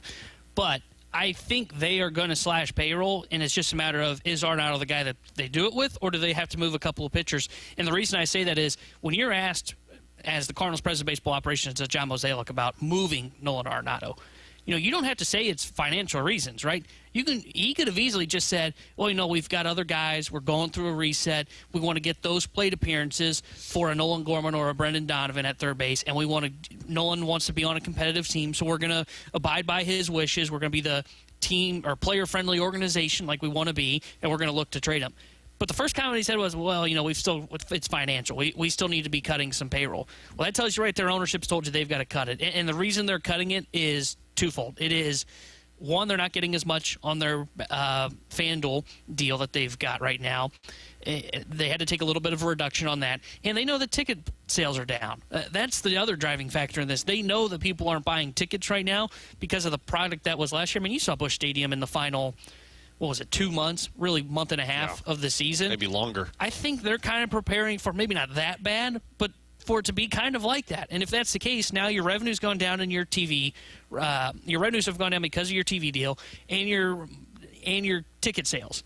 So if you're the Cardinals, you're naturally going to cut back for now, kind of reset this thing, try and build back up in this reset, and then be ready to push again, hopefully, in another year or two. So that's why they're cutting payroll. And I think this isn't a matter of, is it just tied to Nolan Arenado? No, if they can't move Nolan Arenado, they will still slash $20 to $25 million, in my opinion, because Mo doesn't just say that comment at the winter meetings unless it is a requirement from ownership. And when the bosses say, hey, we want to be around a $125 million payroll team, Mo's got to get to that number somehow, some way. I just don't know how you do it. You do it by making your team significantly worse, and in that sense, then I would be looking at this as, well, we got to ship a lot more of these pieces out. Because if you go down this path where you have to do it, we did this math yesterday. You can't move off of Michaelis. You can't move off of Sonny Gray. It's pretty obvious you can't move off of Nolan Arenado, Wilson Contreras the same.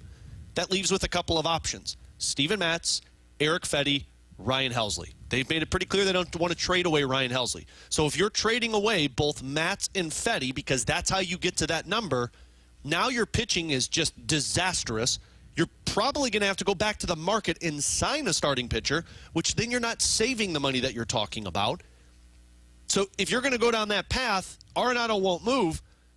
How do you not just look at this and say, we've got to move Matz, we've got to move Fedde, and you know what? This team's not going to be very good. Let's just move Ryan Helsley. Well, I don't know if that's necessarily a bad thing, and I know Cardinals fans don't. No, I don't think it is either. But people are upset because you're not going to get the return for Ryan Helsley you thought you would.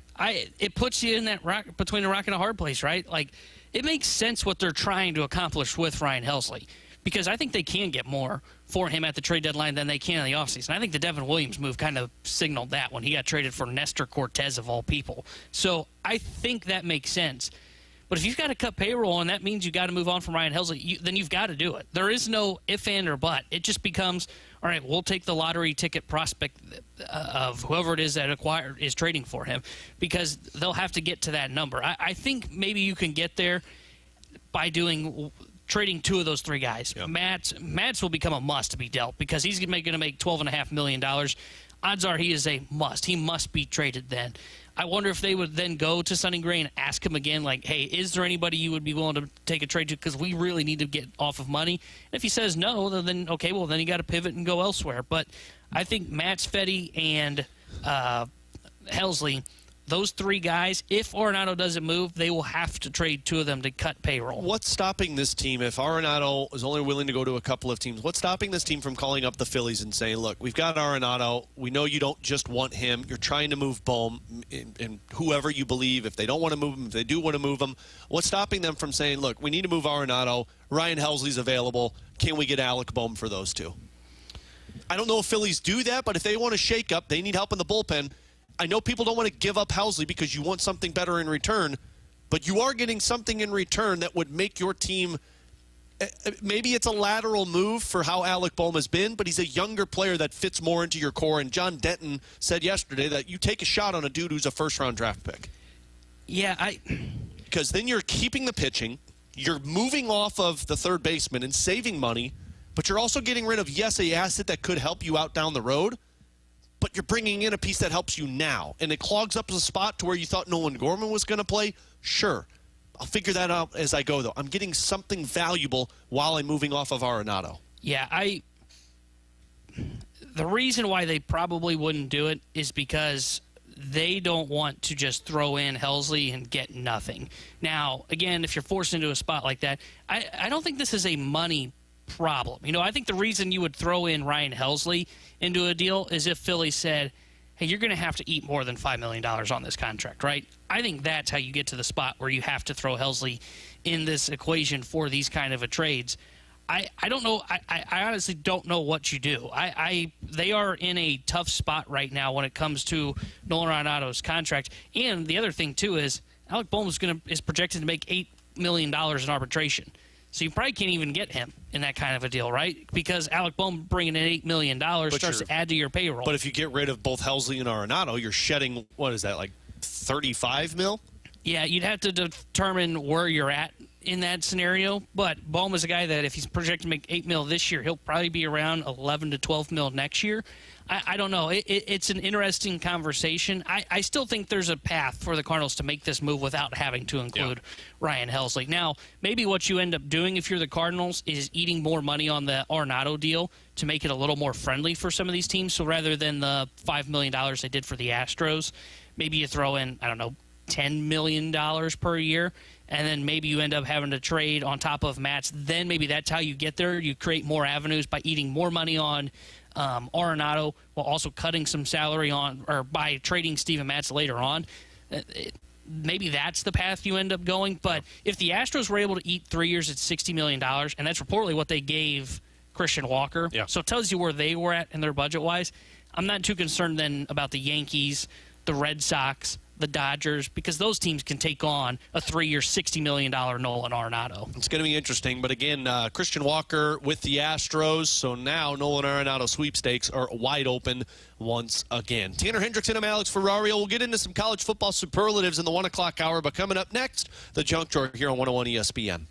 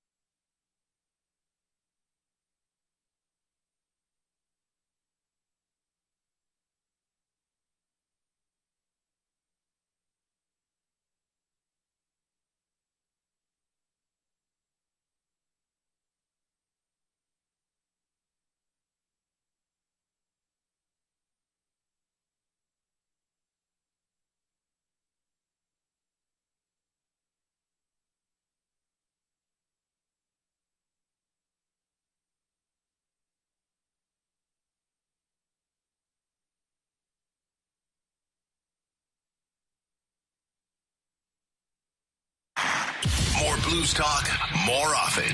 101 ESPN is live from the Centene Community Ice Center. Brought to you by Bud Light and E&B Granite. Bernie Federko's only choice for granite countertops, cabinets, and flooring.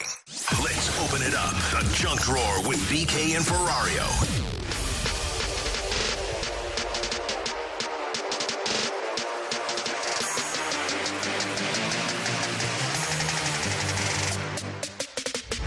Alongside Tanner Hendrickson, Jordan Deacon, I'm Alex Ferrario. BK and Ferrario here at the E&B Granite Studios at the Centene Community Ice Center as we enter the junk drawer and hand it over to T-Bone. Well, you know how sports teams during like halftime or intermission have like a game that they'll play for someone to win a prize? Like, yeah, you know, kick whatchamacallit at the college football stuff. They like throw the football into the ring or whatever, and you win got that. Money. Or like the Cardinals do the I don't remember what they even call it now, but the something's on the big board and they say the no whammies, dance. No whammies. Oh yeah, the one where an individual can win a prize. Yeah. Well, the Charlotte Hornets, you know, the NBA team, they were. I'm not really sure what they were doing. They're doing what they called was a skit, but why you would even think this was a good idea, I don't understand. So what happens is they've got their Hornet, the mascot, dressed in his Santa coat, and he's got a kid with him at half court during, it looks like a timeout or during halftime, one of the two. And they bring out the gift to him, and he opens it up, and it's a PS5 for the kid. Oh, my gosh. The kid is so excited. That's incredible. I would love, I have a PS5. It's a $500 gift. That's an incredible gift from the Charlotte Hornets. So you're thinking, man, look at what the Hornets do. They just made this kid's day. He's getting a PS5 to take home. Well, the moment the camera was turned off, they took it back. Oh, my God. And they gave him a jersey. Oh, my God. It was supposed to be a skit that ended up going very poorly, and people caught wind of this, and they noticed what had happened when the cameras turned off at the arena. So the Charlotte Hornets had to apologize. They ended up having to give him to get a real PS5. They ended up giving him VIP tickets to a future basketball game. I don't know how you get to the conclusion of, let's go with this skit of let's not give this kid, let's pretend we're giving him a PS5. Yeah, like if this was a guy dressed up, a guy, mind you, not a kid, dressed up in the other team's uniform, that would have been pretty funny. Sure, yeah. But if you're the Charlotte Hornets, who's that dumb to think you can get away with that? You know social media is a thing. You know every single person in that building is filming that moment because it's a kid who is getting a PS5 around Christmas. Like, somebody should be fired for that skit. I hope somebody was fired for that skit. And, like, from a dad's perspective, I would have been livid. I would have been like, no. I would have held on to that PS5 and said, nope, you're not taking it away from him. I wonder if, like, they handed him the gift, and he was like, man, this feels kind of light for a PS5. There was an empty box? It was just an empty box. Oh, I would have been so pissed as a dad. Dude, I can remember a buddy of mine told me one year that for Christmas, his family had wrapped up, sometimes you'll reuse a box that you get, like, from Amazon or something. Oh, yeah, my mom's done this before. So, apparently, him and his dad had a I think it was like a PS4 at the time, and he told me, my dad and I had his PS4, but sometimes it was in the family room, so like I'd want to play video games, but the family wanted to watch something, so I couldn't play video games. So he said one Christmas he got the gift, and he opened it up, and it was the PS4 box, and he thought he was getting a PS4 from his parents because it was like, okay, I can have my own PS4 now, I can go play it whenever I want. Mm-hmm. And he grabbed the box, and he opened it up, and I think it was like a shirt was in there or something. God. Yeah. And his parents didn't mean to do it. The parents didn't mean to do it. It was one of those, we've got this box here, so they put it in there, kind of wrapped the box so it's easier. Yeah. I was like, oh, dude, that is brutal. But it's not as bad as maybe your favorite basketball team pulling that kind of stunt on somebody you. Said someone trying to get fired does that. No, somebody who thought it would be funny tried to do that. Yeah. And again, if you do the process over, that's a grown adult wearing the other team's jersey that you do that skit where you run up, you give them a box of an empty PS5, and you say, ha, ha, ha, joke's on you. Here's a jersey of our team. That skit's funny. You don't isolate a kid and say, here's a PS5, little buddy, so that everybody can celebrate how great you are, and then yank it away. How was somebody that inept to say, oh, yeah, we'll get away with this. This would be hilarious, and then we'll take it back. We'll give them the jersey, and it'll be all fine. Every single person has a cell phone, especially at an NBA game. Wow. Oh, man. As a parent, my blood is boiling over that because I would have taken it and I would have looked at them and said, no, you're not taking that away from my kid. And my kid and I would have got up and walked away. Yeah. Well, not if it was an empty box. Yeah, if it was an empty box, then I would have demanded a PS5, which would have probably gone viral in itself. Tanner Hendrickson, Alex Ferrario. Coming up next, the college football playoffs begin tonight. We've got some college football superlatives coming your way next on 101 ESPN.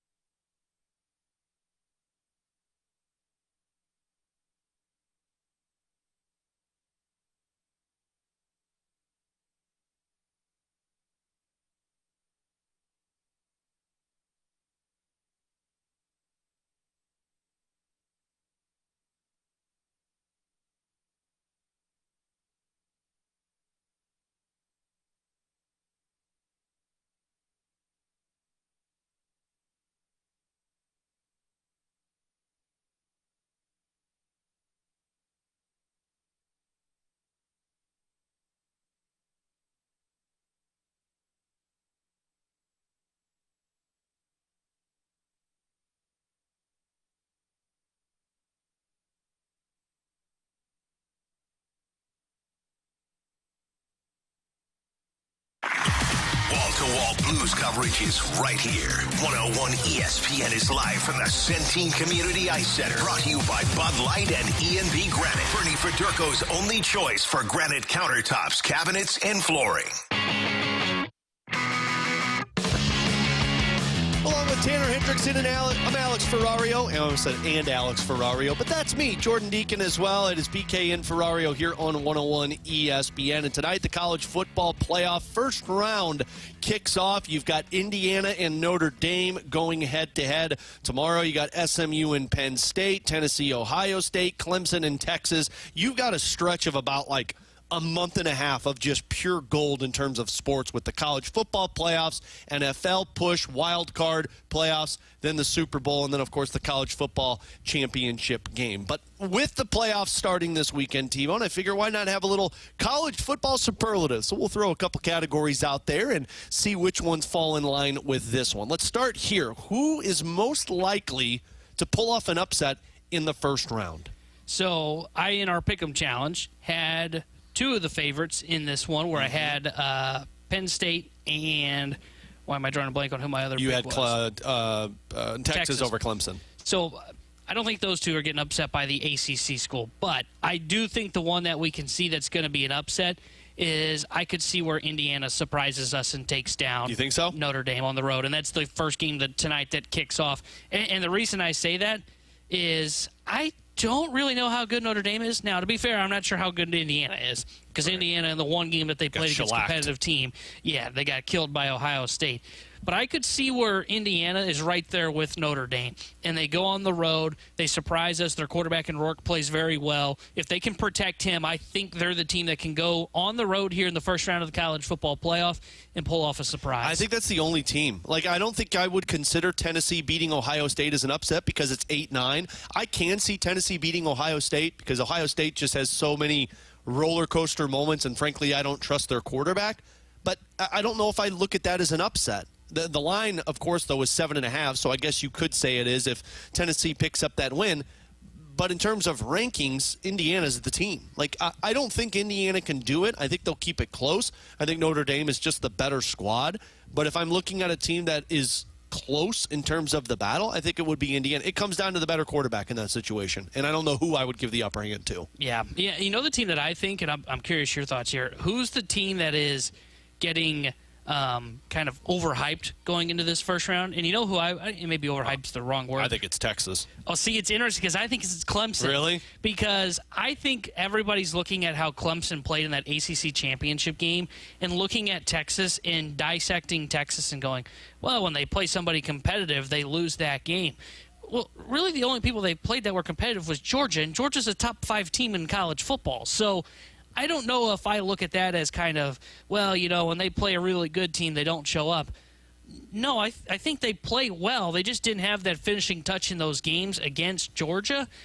I don't think Clemson's a good football team, by the way, either. I think Clemson's getting too much of the who's the team that pulls off the upset. I think a lot of people are jumping on board of Clemson, looking at it going, well, Texas, it's looked a little off with Quinn Ewers, and I do agree with that. I think Texas, this is why I took him in the pickup, I think they are just beyond Clemson in this matchup. Yeah. But for some reason, Clemson is getting some hype going into that matchup. I think it's probably because Texas offense just has not looked good down the stretch. I mean, you scored 17 versus A&M. You scored you scored 19 against Georgia in that loss. You scored 20 against Arkansas. I mean, their offense hasn't sit there and make it look like, oh, yeah, this team's going to put on a hurting. I don't buy into the -12 for Texas. I think Clemson can keep it close, but I can understand not buying into Clemson right now also. Who's most likely to go on a big run in the college football playoffs? I think of the playoff bracket looking at here in the first round, look, people are going to be looking at Tennessee or Ohio State. Man, they run into the best team in this tournament, in my opinion, which is the Oregon Duck 1 seed. So I don't think it's those teams, though they are probably the one that you look at and people are going to say they're kind of the trendy pick. I think the team for me that could potentially surprise some people and end up going on a run is Penn State. I think Penn State's a very good football team. Very good defensively. They are a team that we saw just put up a ton of points against the Oregon Ducks in the college football playoff. I wouldn't be shocked if they're the team that we look at and go, oh, Penn State's all of a sudden in the Final Four, or Penn State's the team that's in the college football championship. They're the team to me that I think can surprise some people. They'll look back on this and go, oh, I thought they were that third team in the Big Ten. No, they're the third team in the Big Ten. To me, they're the third best team in the country. Yeah. I think it would surprise some people just because they see Penn State as the 6th seed, and they know James Franklin struggles in these close games. I wouldn't be shocked if this is when he gets over that hump. See, they're the team that's going to lose to the team that I think can go on an extended stretch. And I know it's not in the first round, it's the next round, but I think Boise State's my team that I would pick to go deep into this one. I think Boise State has one way to win, and they're going to stick with it, and I'm curious how teams handle it, because obviously you're expecting it with Ashton Jeanty, but he's going to continue to do that.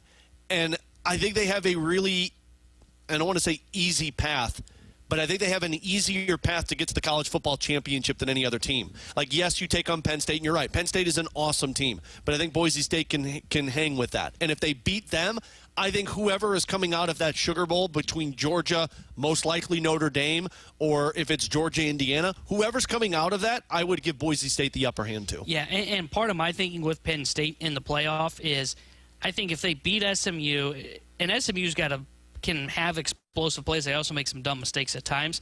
I just think they would be the team that's well prepared to shut down Boise State in that run game. Because you're right, they are a very one-dimensional team. If they don't establish their run with Jeanty, I don't know if they're going to have a shot in the playoff. But I think they're going to be able to do that. And then it just comes down to, okay, do I like Penn State better than whether it be one of Notre Dame, Indiana, or Georgia, who's without Carson Beck gets out with his arm injury? Yeah. I wouldn't be shocked if Penn State's the one that comes out of that bottom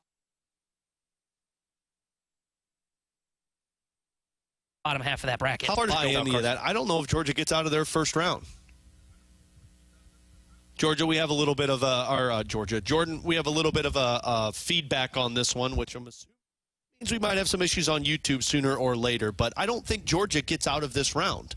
Yeah, I think when you look at the Georgia Bulldogs, I think what it is for them, I think they can get past Indiana or Notre Dame, right? I think even without Carson Beck, they will be fine. I mean, we saw that their backup when he came in that championship game, he had a couple of drives. Now, he did have a very rookie mistake when he threw that turnover against Texas. But I think they would be fine there. I think when it gets to the Final Four, if they get out of the Sugar Bowl, when they meet up with Penn State, who I think is going to be there, I think that's when you would see they would really struggle and not be able to get over the hump. So I think they can win their first round, depending on who it is in that All-State Sugar Bowl. I think after that, that's when Georgia will really be in trouble if they don't have Carson back. So I think we're still on here. Jordan said we're good, so we'll continue to this one. I got a couple more superlatives to get into. Most likely team to return to the college football playoffs next year. So out of the group that's in there now, who's most likely to be back in a high role?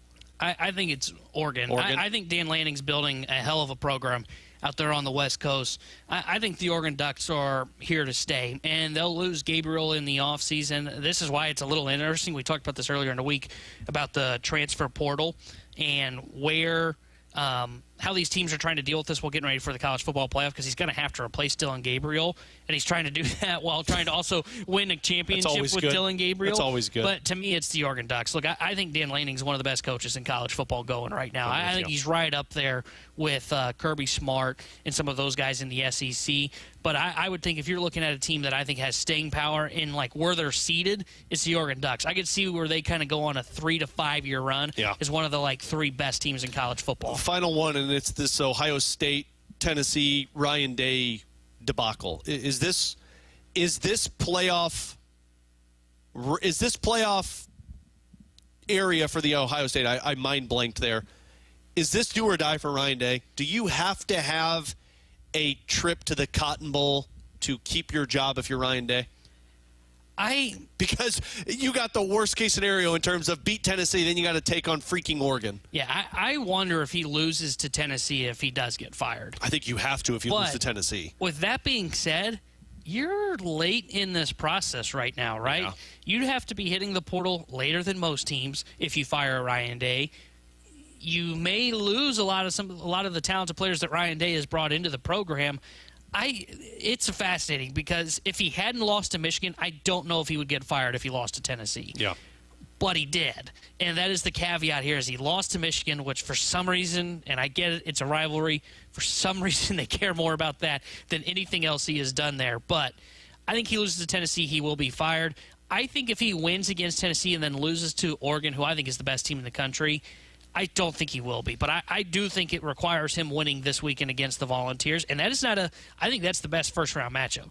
Like, I don't know about you, but when I look at these 4 first-round matchup games, that's the game I don't have a feel on because I just saw Ohio State inch the bed against Michigan. Yeah. Tennessee has a great defense just like Ohio State does.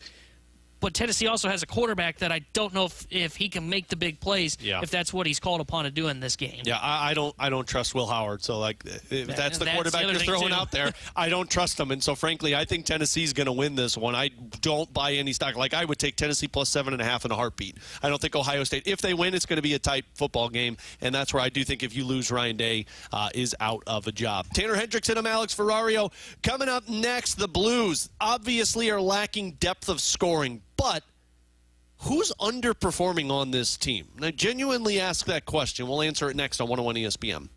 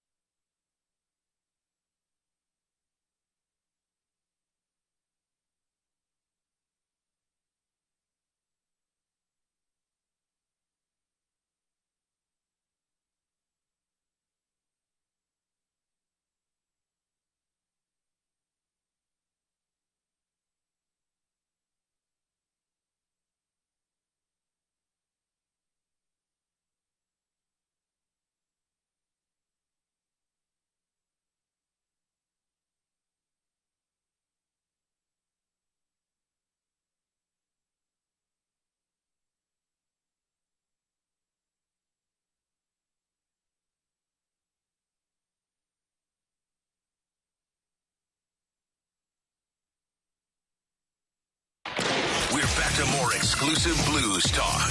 101 ESPN is live from the Centene Community Ice Center. Brought to you by Bud Light and E&B Granite. Bernie Federko's only choice for granite countertops, cabinets, and flooring.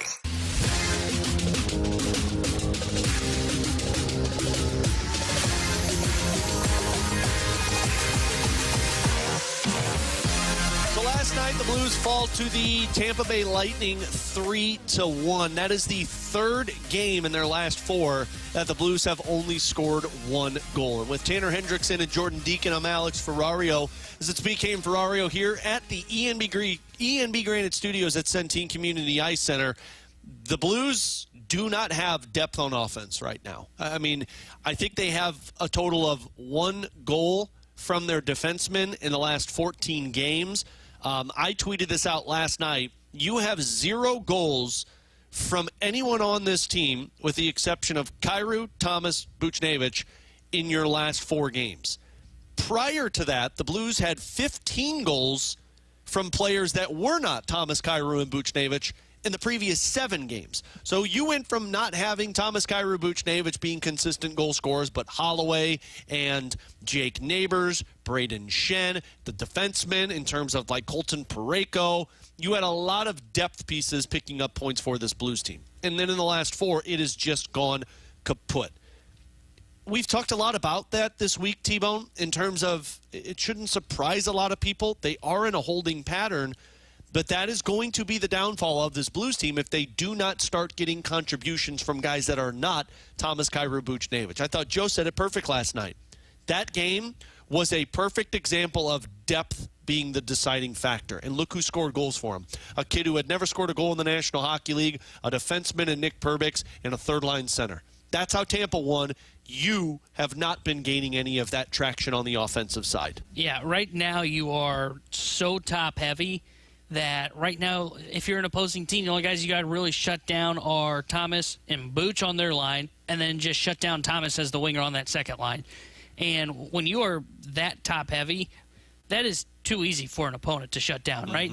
And there is no kind of balancing out your lines right now. The Blues are very much a top-heavy, top-6 team right now. I thought the way that Montgomery did the top 6 yesterday was the best way he can do it. Look, the Blues don't have a third line right now. I mean, they had, Walker centering that Toropchenko, and I don't remember who the third one was. It was Saad, wasn't it? Because Yes. it was Texier, Yes. Joseph, and Bolduc as your fourth line. So you don't have a third line right now. Yeah. Saad hasn't played well all season long. I mean, frankly, you don't have 2 lines, but because your fourth line is not a line that can generate offense or at least generate momentum. Although I will give Joseph and Texier and Bolduc credit. They did lead to that Pavel Buchnevich goal with zone time. Yeah, and in the defense of a fourth line that's not your role, right? Yeah. They shouldn't be out there and be called upon to be your goal scorers. Your top 6 should be that. And really that third line now in today's NHL, the third line needs to be a line that can score some goals. And we're seeing they don't have that right now. And it's why you're seeing them struggle. Look, Mike said it best when he was here in studio with us. You can point to the goalie in Bennington, and though I think he needs to be better, you can point at him. You can point at the defense being loose. I mean, if you're only scoring 1-2 goals a game right now, it is so hard to win in the National Hockey League that way. And that's been my point all week when we've been doing the show together, right? We talk about them being a pack mentality team. Well, they're not there right now. They clearly don't have the pieces to be a pack mentality team. They don't have that wave after wave after wave that's coming at you. Right now, it's like one little tidal wave that comes in, and then then they're off, and that's the top line that I'm talking about there. You can't. I don't think you can win in the NHL in the current age by being just this defensive sound team. We're going to win these games 2-1 or 1-0, and that's where they're at right now as an organization. And that's with their top 4 defensemen. As we saw last night, when they lose one of those defensemen, it's even that much harder for them to be as sound as a defensive squad. They just don't have the depth of pieces right now. I like Dylan Holloway's game. I think he's been good for them. He's just going through a goalless drought.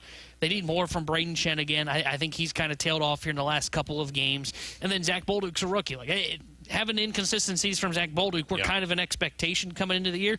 The 2 guys that they really need to step up to help out with this depth of scoring are Braden Shen, who's centering that second line, and then they need Brandon Saad to get going. And we're at the point now where they are probably getting close to having to abandon that. Like when Foxa comes back, I think it's a serious conversation of, do we pull Saad out of the lineup? Yeah. And we have Foxa center that fourth line, and we go back to the WTF line.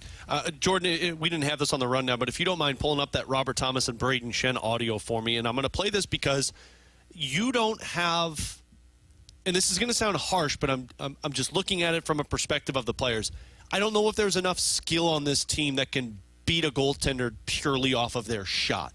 Like, Tarasenko had that ability. With one shot, you could beat the goaltender. You've got Kyrou who can do it. I think Robert Thomas can do it. Booch can do it. Booch can do it. And I know Dylan Holloway can do it. We've seen that shot. It's in like the 95th percentile in terms of shot speed. You have guys, but when you don't have guys that can do that from top line to third line, you have to find other ways to win. And last night I thought was a perfect example of what they weren't doing, and Shen and Thomas talked about it. I think we didn't get enough traffic today. Obviously one of the best goalies in the league on the other side, and when he can see the puck, he's going to make the save. So I think we needed to do a little better of getting inside and getting a little bit more traffic. Big D obviously box you out tonight and take away time and space in front of the net, but just the will to get there.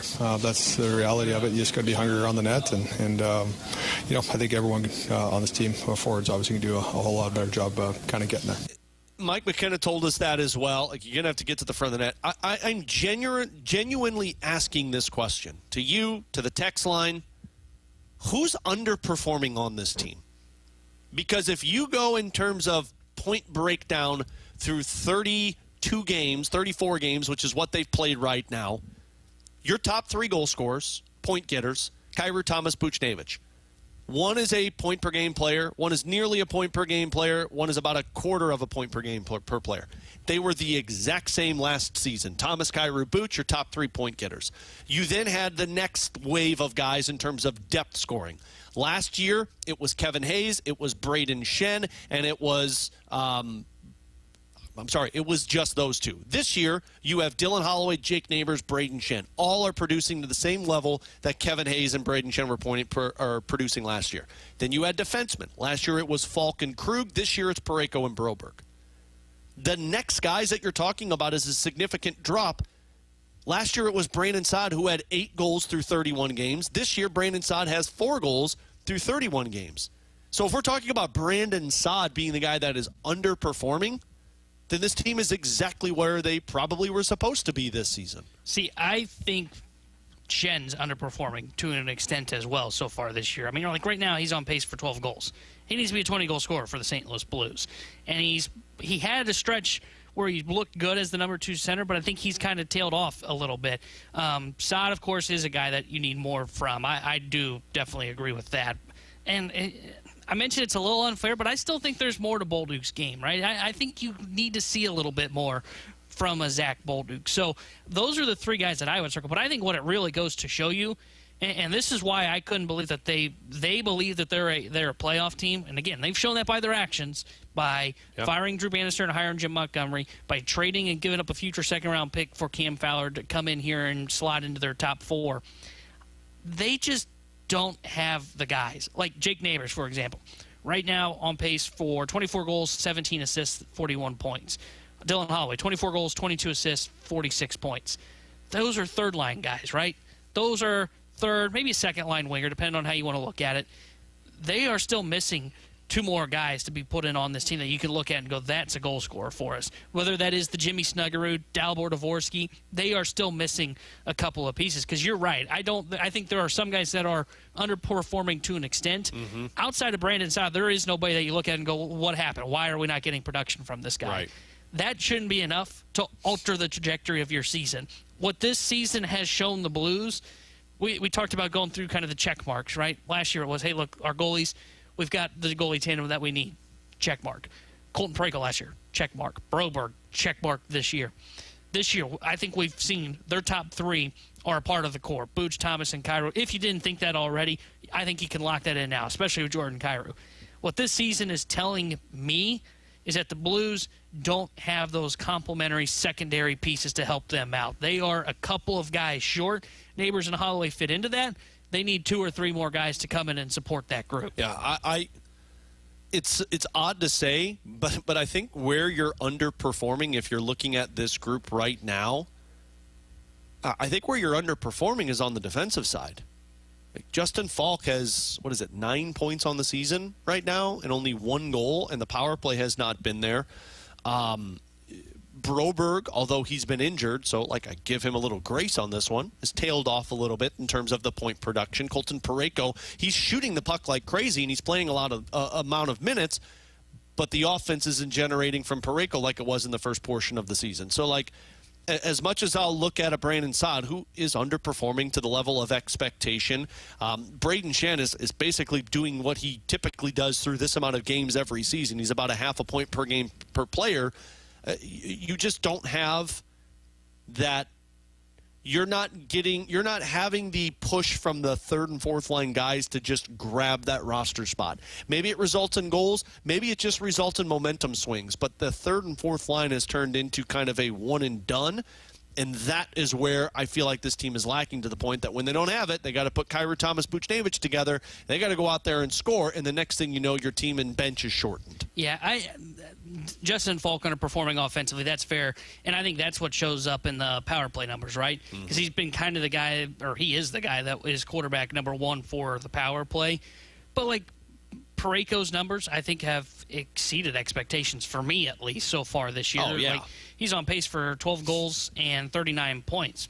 I think he's only had, one 40-point season in his career, if I'm not mistaken? Early on. So that would be him exceeding the expectations. I think you're right. The only guy for me that falls into that is Justin Falk. Not having that bounce-back season that we talked about early on in the year of, hey, can he be a guy that comes up? But even that, surely that's not the thing that's dragging you down enough. Do you want more from Justin Falk? Yes. Justin Falk having a better year probably leads to better power play numbers, which helps cover up a little bit of this 5-on-5 more. But I think what you're seeing is it's just clear if they're building pack mentality, they don't have the pieces to be at that spot right now in this year. It sucks. It's a holding pattern, which is where you're at as a Blues team, and there should be some optimism when you look at what the World Juniors is offering in terms of all of these players/prospects that the Blues are having perform on that big of a stage. Tanner Hendrickson, Alex Ferrario, Jordan Deacon with you. We'll take a break. We'll come back. We'll get some NFL weekend look-aheads here on BK and Ferrario on 101 ESPN.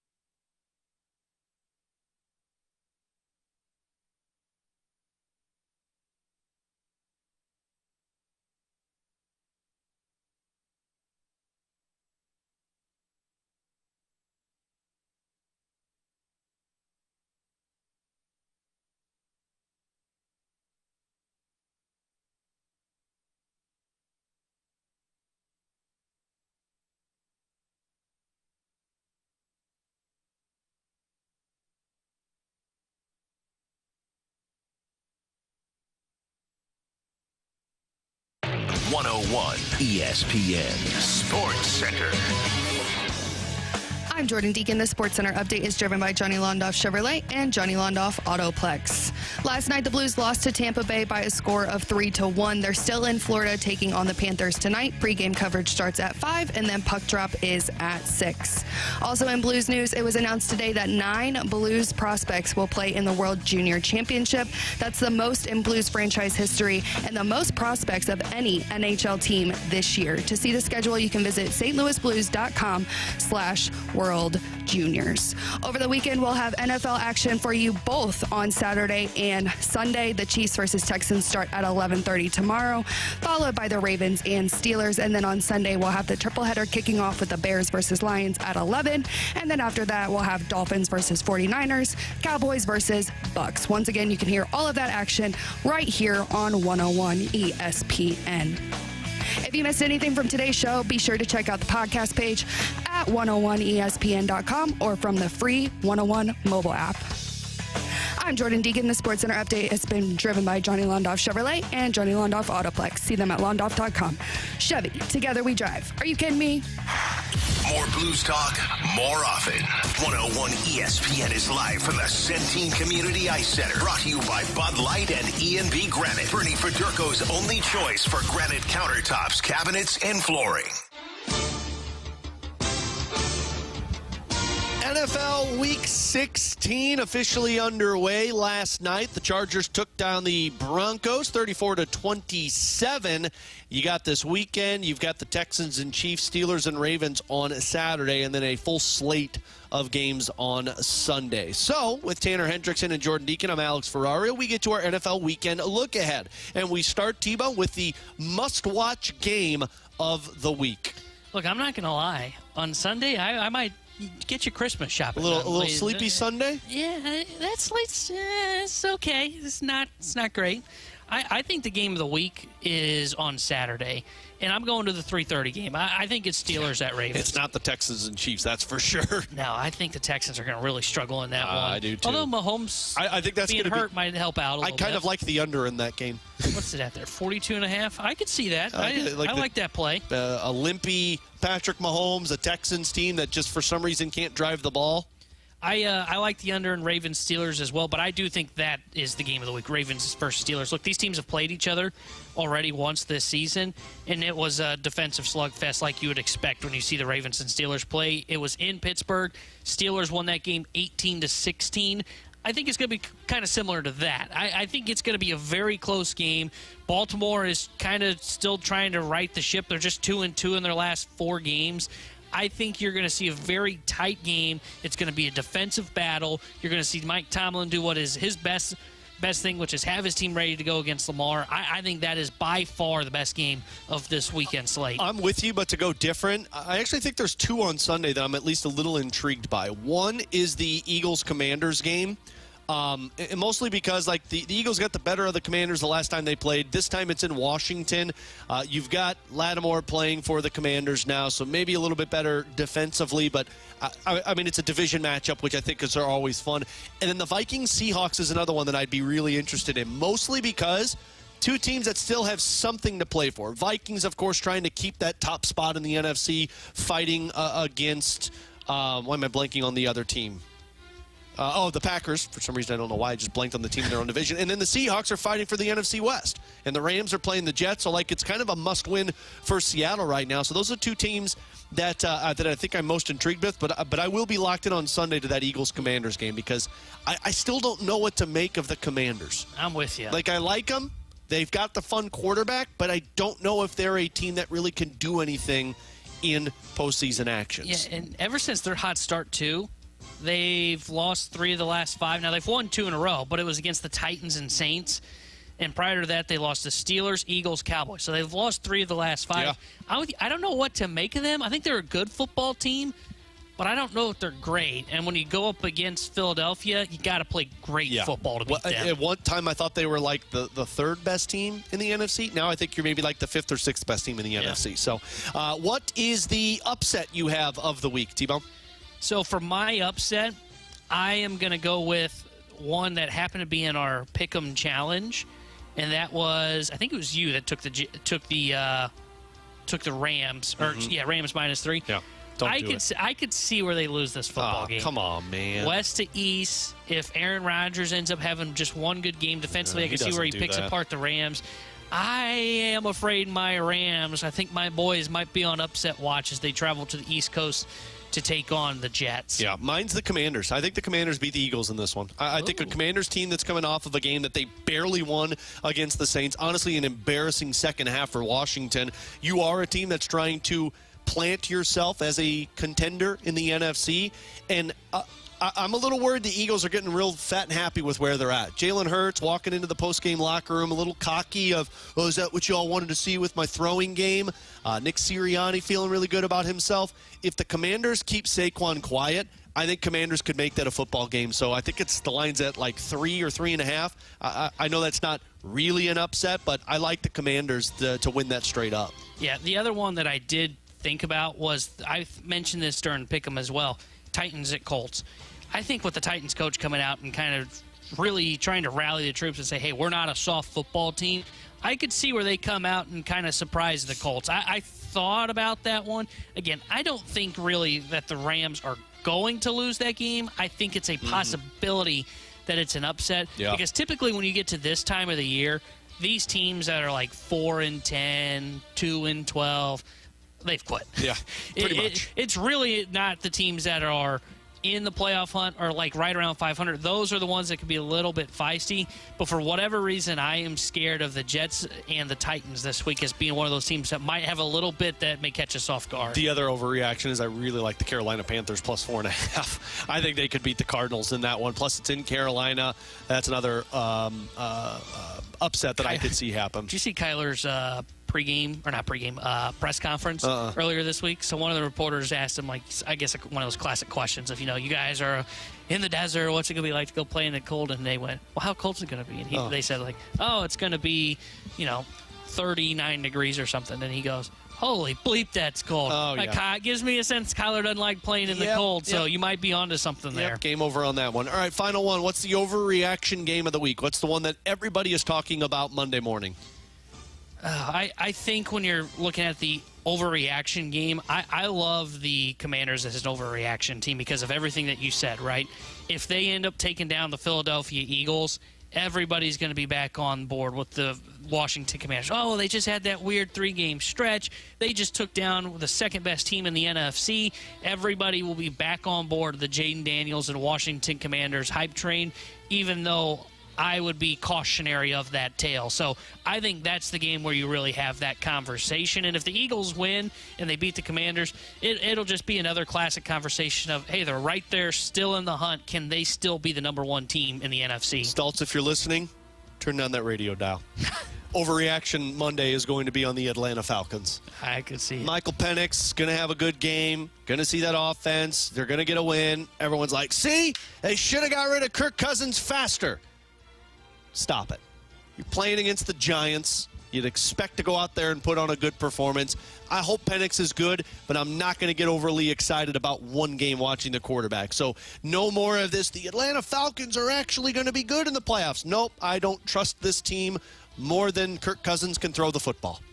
So I caution yourself with the Atlanta Falcons. I think they'll have a good game. You get that quarterback bump. You get a lot of guys that are excited.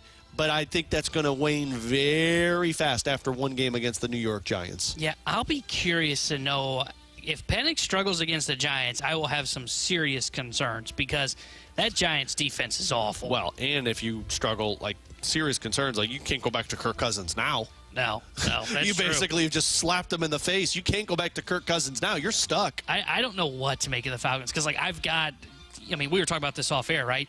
You're now in the fantasy football playoffs. Yep. A lot of leagues are in their semifinals. I've got Drake London, man, and I don't know if I want to start him because he's got a rookie quarterback. I know it's the Giants. I also know that that's a rookie quarterback that I could totally see the game's a little too fast for him in the early going, and he struggles, and somehow the Giants hang around in that football game. I am fascinated to know what he looks like against that New York team because, again, I think they are the worst team in football. I'm with you. But I don't trust rookie quarterbacks, man. They scare the hell out of me. I'm with you. Hopefully he just keeps handing the ball off to Bijan Robinson as he gets a little nervous. Tanner Hendrickson and Alex Ferrario. Start and throw. Yeah, no, we just need somebody that would be able to run the stretch run a little bit better than Kirk. Well, yeah, just a little bit. But hopefully he doesn't get too cocky and throws the ball to his check down running back rather than going deep downfield. Tanner Hendrickson and Alex Ferrario. We'll come back and we'll rewind it. We close things down here on BK and Ferrario on 101 ESPN.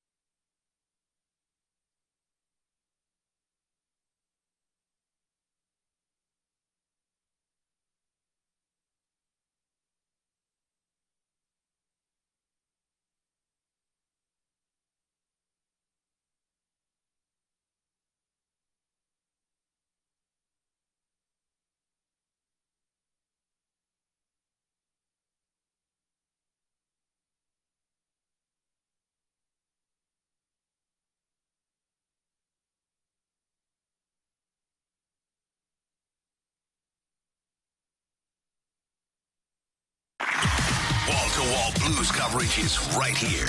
101 ESPN is live from the Centene Community Ice Center. Brought to you by Bud Light and E&B Granite. Bernie Federko's only choice for granite countertops, cabinets, and flooring.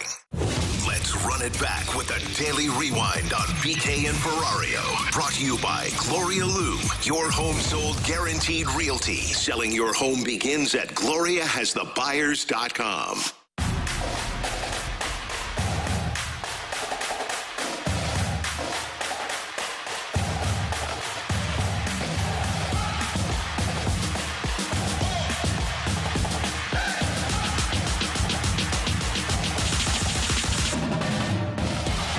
miss anything from our show today, make sure you go check it out on the podcast page, 101ESPN.com, or on the free 101 ESPN app. We had a great conversation with Mike McKenna earlier today. We talked college football playoffs. We got into some Cardinals news. All of that, you can check it out, presented by Dobbs Tire and Auto Centers. And make sure you go back and watch it on our YouTube channel as well, 101 ESPN STL, our studio cams brought to you by Air Alliance Team. With Tanner Hendrickson, Jordan Deacon, I'm Alex Ferrario as we rewind it tonight.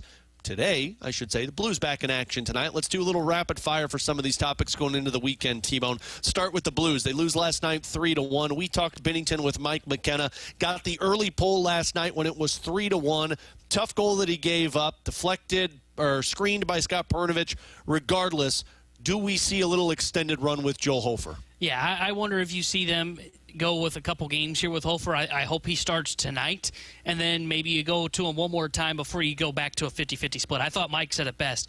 I think they need to kind of pull in the reins a little bit on the starts for Jordan Bennington, top 5 in the NHL. I'd like to see him go more 50-50 with him and Joel Hofer. Yeah, well, my expectation is you get Hofer tonight. He goes in that second. Neither really saw a lot of work, but then you've got the game on Monday against Detroit before the holiday break. I do wonder if we see Braddock Fox to get back into the lineup tonight and what those line combos look like. But a Blues team that's really desperate for some points right now, losing back-to-back games in regulation. On the baseball side, we got news earlier today. Robert Murray, Ken Rosenthal, Mark Feinsand all reporting that Christian Walker has signed a 3-year contract worth $60 million with the Houston Astros. And why this is relevant to Cardinals fans, T-Bone, because that was the pivot when they couldn't get a deal done for Nolan Arenado. Yeah, remember the reporting yesterday, 2 days ago, of, hey, the Cardinals were going to need a little money. They were going to make Arenado a 3-year, $60 million player to go play third base for the Astros, but he said no.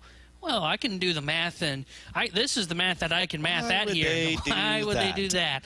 This was the Astros pivot. They will now go with Isaac Paredes at third base. That is not ideal defensively, but he's a good hitter. They'll go with Christian Walker at first base. That was the pivot. They decided, you know what, we're not going to wait on Nolan Arenado to see if he changes his mind about us.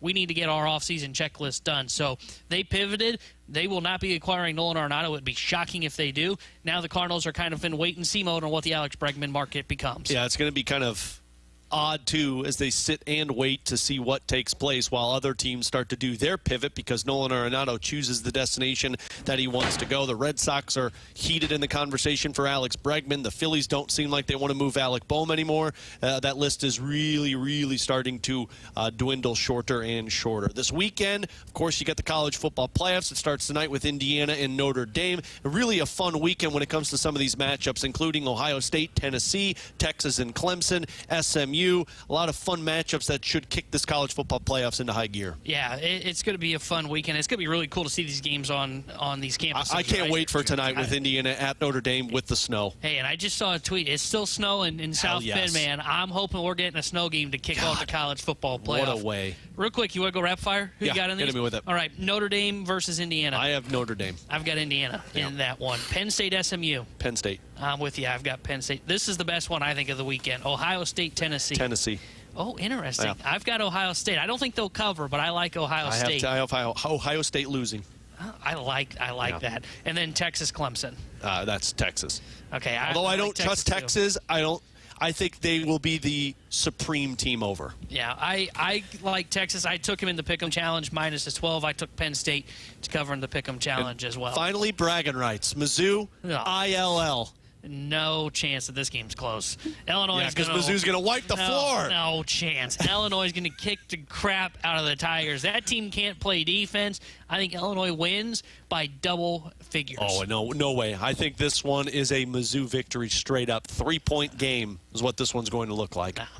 Illinois, big dub for Brad Underwood, comes in here and shows Dennis Gates who's boss in this bragging rights battle. Regardless, somebody's going to have a really bad Christmas between these two teams as they go into the bragging rights. We are headed into our weekend. I'll be back with you, though, at 5 o'clock. Blues and Florida Panthers, First Community Credit Union pregame. T-Bone is headed into the holiday break. He won't be back until 2025. BK will be back with us on a Monday. Huge shout-out to Jordan Deacon, who's done a phenomenal job today and this week filling in for us while BK was out. We will talk to you on Monday as we head into the Christmas break, but the Fast Lane is coming up next from 2 to 5 on 101 ESPN.